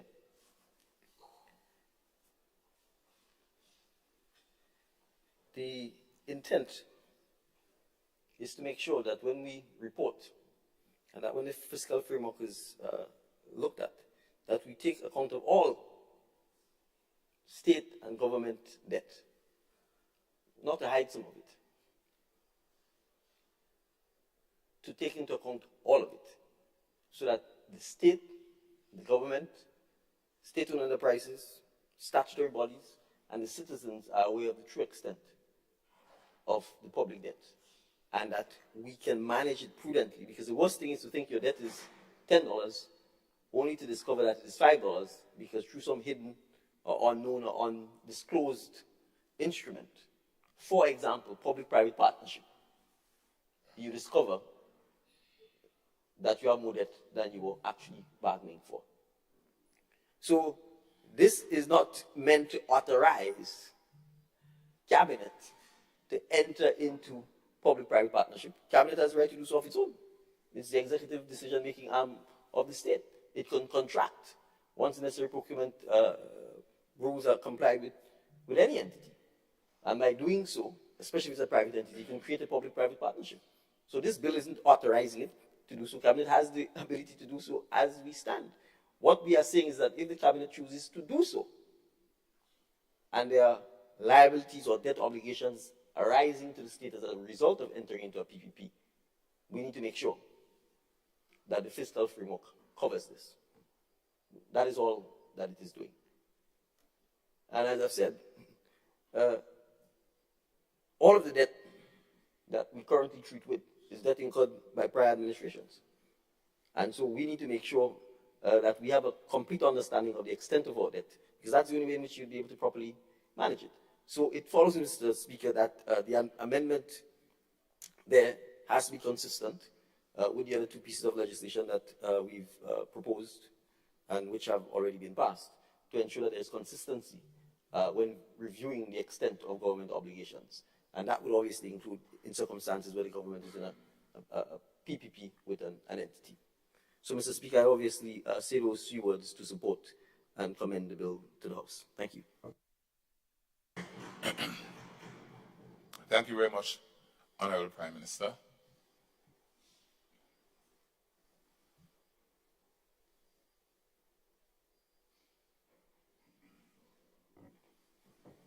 Leader of Government Business. Yeah, thank you, Mr. Speaker. Mr. Speaker, I wish to again express my appreciation to members for the contribution to this bill. I just want to add one little piece of clarification, Mr. Speaker. And Mr. Speaker, that is why we actually take the time to study these bills, the old bill and the new bill. It is important, Mr. Speaker, that we study the contents, these instruments, so that we can make proper decisions. The member speaks to the inclusion of contingent liabilities in the definition of debt. If we were to refer, Mr. Speaker, to the old definition of public debt as per 2015, it includes every single thing in this new definition except for explicit contingent liabilities. So contingent liabilities is included to begin with. It is included. So to say that I will not support it because contingent liabilities is included does not really make sense, because it is already there. The previous definition, though, explicitly said that it excludes explicit contingent liabilities. So, Mr. Speaker,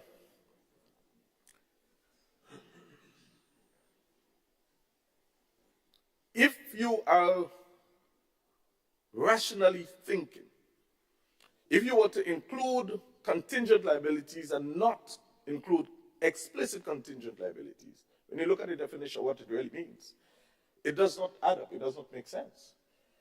Because contingent liabilities, Mr. Speaker, speaks to the occurrence or non-occurrence of one or more uncertain future events. But, Mr. Speaker, contingent liabilities, or explicit contingent liabilities, Mr. Speaker, means a legal obligation for central government to make payment in a if a particular event occurs. So it is more direct and more specific.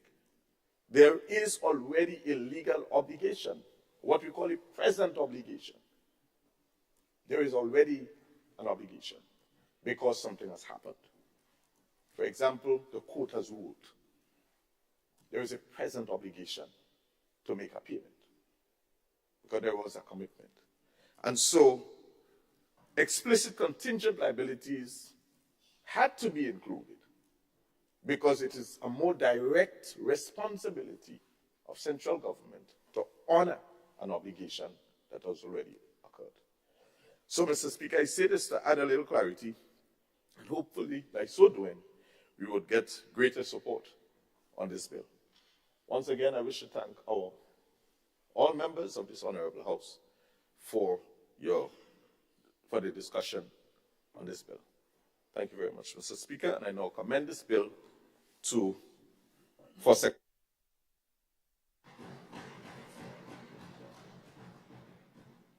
Honourable members, the question is that the bill is read a second time. All those of that opinion, say aye. Of the contrary opinion, say no. The ayes have it.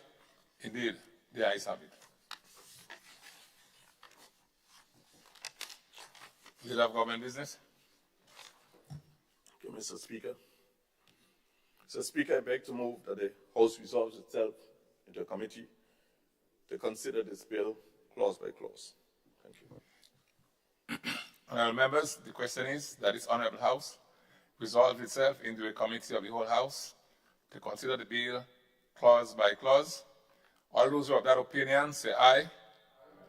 Of the contrary opinion, say no. The ayes have it. Indeed, the ayes have it.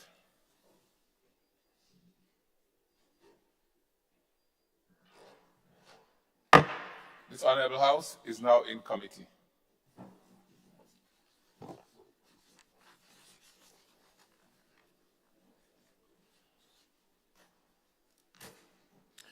Clause 2, amendment of Section 2 of Principal Act.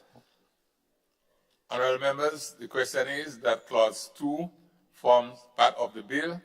All those of that opinion say aye. Of the contrary opinion, say no. The ayes have it. Indeed, the ayes have it. Clause 3, amendment of Section 12 of Principal Act. Honourable members, the question is that Clause 3 forms part of the bill. All those who have that opinion say aye. Of the contrary opinion, say no. The ayes have it. Indeed, the ayes have it. Clause 1, short title. Honourable members, the question is that Clause 1, short title, forms part of the bill. All those of that opinion say aye. Of the contrary opinion, say no. The ayes have it. Indeed, the ayes have it. Leader of Government Business. Mr. Chairman, I beg that the House resumes and the chairman of the committee reports progress on the bill. Thank you. Honourable members, the question is that the House resumes and that the chairman of the committee reports progress on the bill. As many who hold that opinion say aye. Of the contrary opinion, say no. The ayes have it. Indeed, the ayes have it.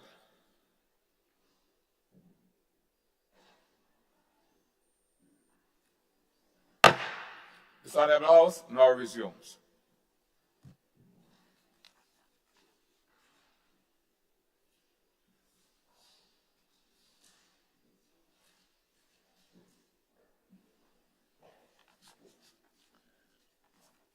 Honourable members, I have to report that the bill was considered by a committee of the whole House and passed without amendment.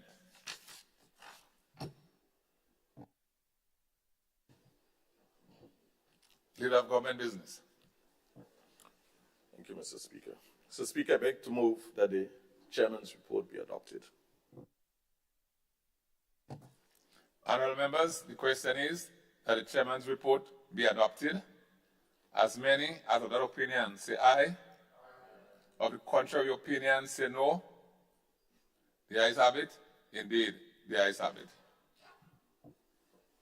Leader of Government Business. Mr. Speaker, I beg to move the third reading of the bill. Honorable members, the question is that the bill be read a third time. Honorable members, the question is that the bill be read a third time and pass. As many have that opinion, say aye.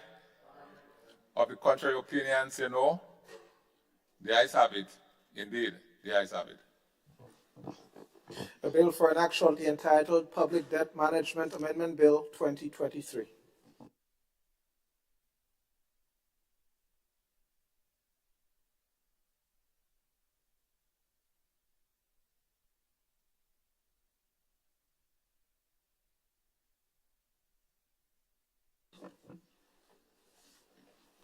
Item 16, request for leave to move the adjournment of the House on matters of urgent importance. Leader of Government Business. Mr. Speaker, I beg to move that the House be adjourned, sine die.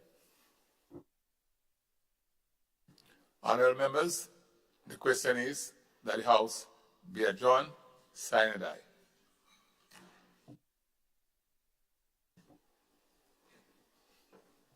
Leader of Government Business. Thank you, Mr. Speaker. Mr. Speaker, I just want to very briefly provide some information as far as equity is concerned. Mr. Speaker, equity refers to the difference between your assets and your liabilities. Equity is another word for capital. That's the value of things that you own. Mr. Speaker, if someone were to do a quick calculation of an amount of $250 a month for 1 year, paying every month, that is $3,000. If you continue to do that faithfully for the next 20 years, Mr. Speaker, which is generally the term of a mortgage loan, that would give you $60,000. Mr. Speaker, if you were to compare that with renting, there ain't nowhere in Grenada you can get rent for $250 a month. That's not possible. But you can own a unit, a housing unit, for $250 to $350 a month, thereabout. If you were to take $350 a month, Mr. Speaker, for the next 20 years, that is $84,000. $84,000. We cannot find a rent to compare. So it's either you own it or you rent, but you must find some place to live. The government of Grenada, Mr. Speaker, is providing people the opportunity to own something. It becomes yours. Nobody can chase you out of it as long as you continue to faithfully pay your dues. It is different, very different to that of a rental agreement.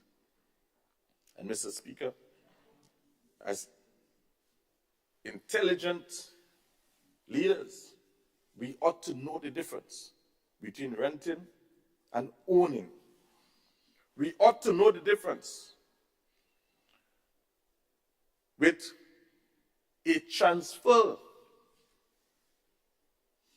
of wealth versus paying a rent for the rest of one's life. And we owe it to the Grenadian population, especially for low-income earners, to not to play politics with this thing. It is extremely important, Mr. Speaker, that people understand the difference.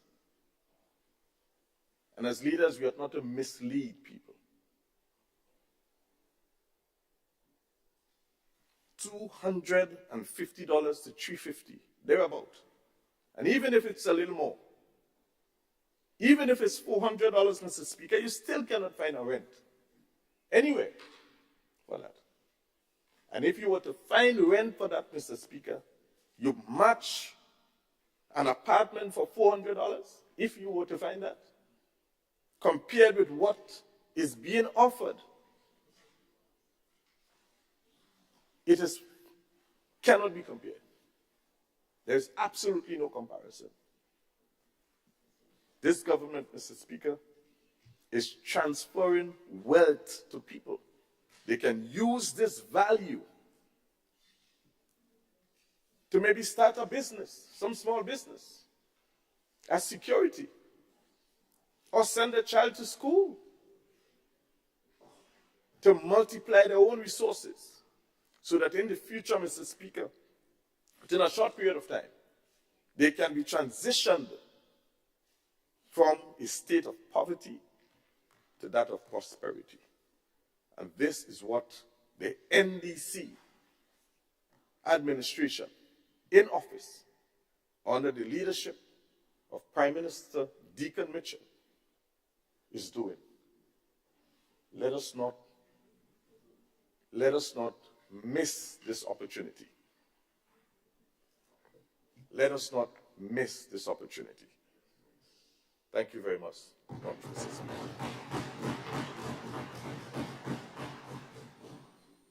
Thank you very much, Leader of Government Business. Prime Minister, Honorable Prime Minister. At the risk of giving each of us some acid reflux because it's almost 2 o'clock, I feel compelled, Mr. Speaker, first of all, to commend the Leader of Government Business for a sterling presentation to the Honorable House when he presented his minister's statement specific to the relation of housing, and for his additional clarification that he raised in the question of equity. But, Mr. Speaker, you know, I at the risk of being political, I will be so. Because I want us to be accountable to people. These homes were completed at least, Mr. Speaker, at least 1 year. At least 1 year. At least, and in some instances, more than 1 year, before there was a change in administration. So my learned and distinguished friends had the opportunity to craft any policy they wanted in relation to these homes. They could have given them out if they wanted to. They could have rented them if they wanted to. They could have sold them if they wanted to. They could have done a combination of all three. They kept them locked up under secure keys. The public couldn't even go. I went to the current housing scheme. I was not permitted to enter. The security guard told me I cannot even come on the compound. Why? Why, Mr. Speaker? Wait for almost a year and a half. And then miraculously, in the case of Carriacou and P.T. Martinique, mere weeks before the election, you hurry down some scurry names and issue some letters and tell people you're putting them in the homes, in the apartments. Why? So when we come here, we talk about, we care about people. And some people can't afford. Of course, we know some people can't even afford the 250. You were in administration for 9 years. What did you do? Well, COVID, what did you do? So, Mr. Speaker, we accept that the housing situation in Grenada is dire. We accept that the responsibility now falls to us to try and address this situation. But let us be real, Mr. Speaker. If, and there are many persons, because you could just go down on St. John Street and you can see people on Melville Street sleeping in the bus terminal. You can go on St. John Street and see people sleeping There are homeless people all over Grenada. Have we constructed homeless homes in the last 9 years to house them? No. So let's really talk about the poor and vulnerable now. Have we constructed homes to deal with the addicts? Whether it's alcohol or drug addicts? No. So, Mr. Speaker, we recognize that it is the government's responsibility to try and address the housing situation for those who are most vulnerable.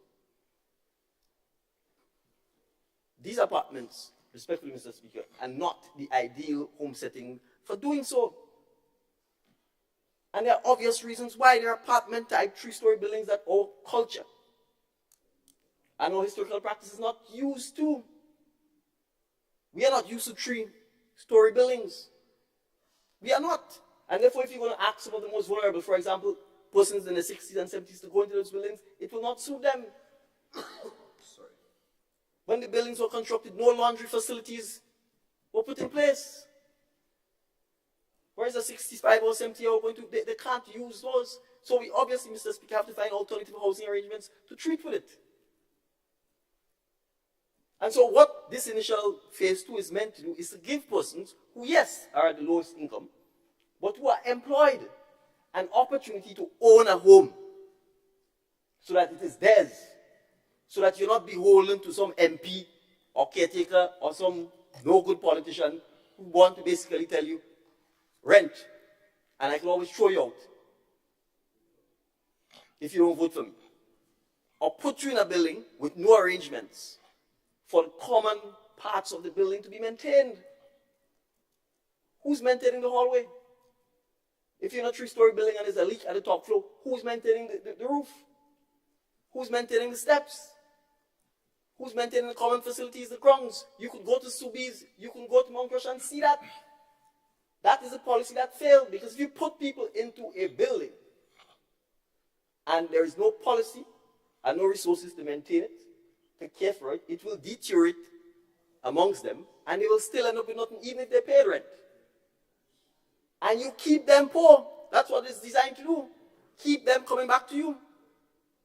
All of us, Mr. Speaker, all of us grew up, for the most part, in wooden homes.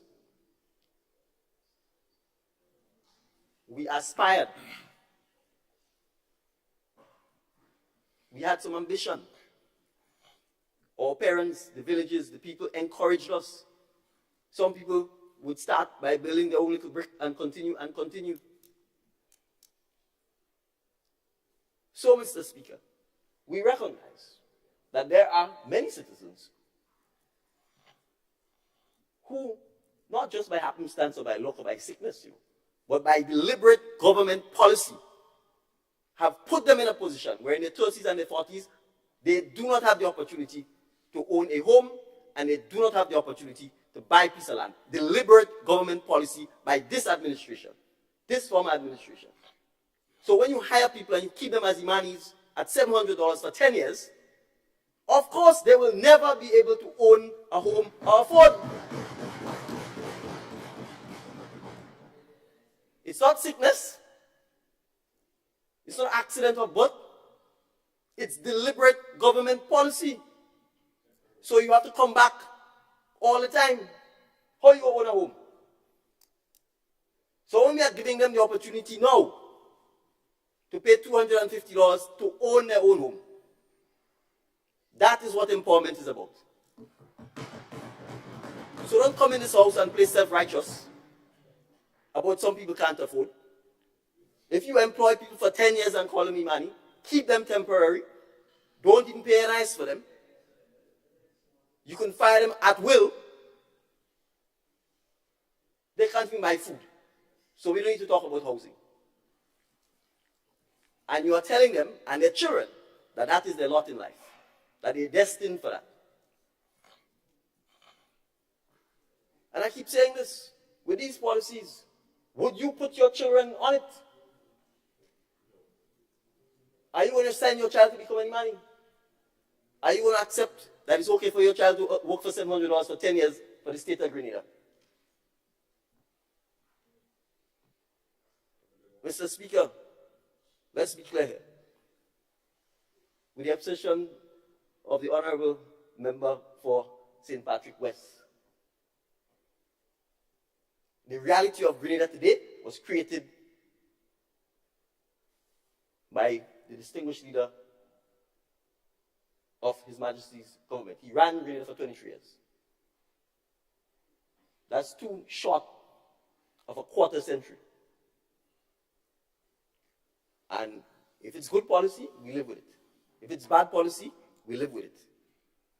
So the fact is, outside of the dear and kind assistance of our friends from the Republic of China, since Hurricane Ivan, it's going to be 20 years next year, there has been no government housing program that has built homes. There's one that has attempted to help people repair their homes. And what it has done, it gives you $17,000 if you are approved. And it's random, it is arbitrary, and it is political. That is what we inherited. So if it is $17,000 worth of material, and it can't complete the house, too bad for you. Because you're still in the same position. And as a state, you will end up spending millions and millions of dollars, and you still look wrong, and people's housing stock has not improved. And as the minister said, it's not just about housing, it's about building communities. So we like to politicize everything. We like to pretend to people that we care about them. But we don't live like that. We don't live in the same place they live. We certainly ain't eating like them. We're not sending our children to the schools that they are going. So don't come in here and pretend that we're self-righteous. I go by them. Last Friday, I took the housing coordinator, whatever title he has, to a village in Lakalum. And he said, PM, people living here. I said, keep walking. And when he went through the track, he saw the 3 and the 4 and the 5 and the 6 houses, and I was like, yes, people living here. And I want you to come. And I want you to go into the house with me so you see the condition that people live in. And as people would say, his skin crawled when he saw the condition. So that is what we are dealing with here. So don't come with this talk and make it seem as if we don't understand the plight of the people who are poor and vulnerable. We understand the plight. We understand that we need to help them to get out of it and not to exploit them.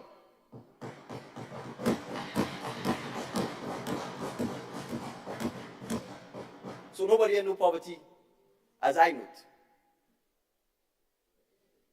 But poverty is not an excuse for not having ambition, for not having pride. It is not an excuse for insisting that our people live in unhygienic circumstances, and for encouraging them to do better and encouraging their children to do better. And you could give people $50 for the rest of their life. They will still be poor. Or you could give them a house and give them an opportunity to be responsible. Give them an opportunity to take pride in what they have and pass it on to the next generation so that Grenada can go forward, not stay in the muck and grow the percentage of the population that gets poorer. And it baffles me, Mr. Speaker, that I never hear the conversation about moving people from the poor to the middle class, or from the middle class to the upper class. It is always about poor. So you're stuck. And on that note, Mr. Speaker, we will become unstuck. We will move forward. And we will grow people from out of poverty into prosperity, as was so eloquently put by the leader of government business. Thank you, Mr. Speaker.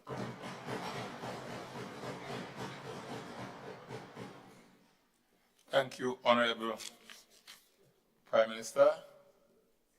Oh, sorry. Honorable MP for Selmark. Thank you, Mr. Speaker. Mr. Speaker, I just rise to make a couple comments. Mr. Speaker, I'm not responding to a question, but I have just a different view, and I just want to give my view in terms of, and the question was posed, what has the NNP government done in whatever number of years in terms of housing? And I want to say that, first of all, the phase 1 and the phase 2 that we're talking about was negotiated by the new National Party government, and it was put as a priority, while the other government of the day who came after said, let's build a stadium with it, let's build hotels with it. The NNP government was able to negotiate 2,000 houses and get 2 stadia, athletic and a cricket stadium. And hotels are being built, and I'm sure some representatives will benefit from those hotels that the NNP negotiated. So it's a spin-off. It's a spin-off. What was negotiated is being benefited now. And the phase 1, lest we forget, and if there's an indictment concerning phase 1 was distributed in whatever state it was to whomever it was given, and the follow-up, not by the NNP government. And we need to find out that and get our facts straight. It was not. Secondly, Mr. Speaker, I just want to say is we vilify the Imani program, and we don't talk about the poor Imanis who have risen from poverty to, middle income and to upper income with excellence in this trial and state Grenada Carriacou Pitime. And there are many examples. There are many examples, and my sister on the other side, she knows it very well, that there are Imanis who have excelled. Yes, there were some who stayed back, but there are many who have done well, and especially in the tourism industry, have become sous chef, all kind of executive chefs and all kind of managers of department and in other areas. But all we do is we attack the Imani people as the poorest in Grenada, but they are not, and a lot of them have risen. And a number of persons have risen from the seed program to places of the higher level because they were sent to school in the seed program. Secondary school, TAMCC, SGU, they were given the tuition fees, and they were given the support for transportation. And every constituency in Grenada, Carriacou, and Petite Martinique have persons who have benefit, and they have reached a level of excellence. We did have housing projects under the NNP. Under the NNP, we had the Diamond Housing Project. You see, they don't talk about it because they love to say nothing happened in Diamond. Under the NNP, your humble servant, 2 housing projects for middle income. And also, I hope that our sister on the other side can tell them about the other housing project in St. Andrews, Dunfermline, that were not the 3-story and the low income. If there were mistakes that have been made in terms of having people pay and so on, then maybe it's not the blame, but maybe the lessons learned from that, so that we can give those who can afford to pay the 250, the 400, but we must also leave a little something for those who cannot afford to pay. Because regardless of what we do, the poor will always be with us. And the 2,000 houses would benefit a lot of Grenadians, and they would have a better quality of life. And all of the houses with the toilets and the bathrooms have given a better quality of life for Grenadians too. So even if we can do a big housing scheme, I want to advise the members on the other side, look at that too. Continue the house repair program with vigor. At one time, we used to do it with ply. And then we said, no, ply can't work. Let us do it with board. Maybe later on it might come to wall or concrete board or something. And we were building toilets and bathroom. So we have done a lot in terms of the housing. We have done better than some countries that have more than us, resources than we do. And I just look forward to see a little bit, and I'm not talking about equity between the property you have and the money. There's another concept of equity, but some balance in what is done for those who can afford and those who cannot afford. I thank you, Mr. Speaker. Thank you, MP, for St. Mark.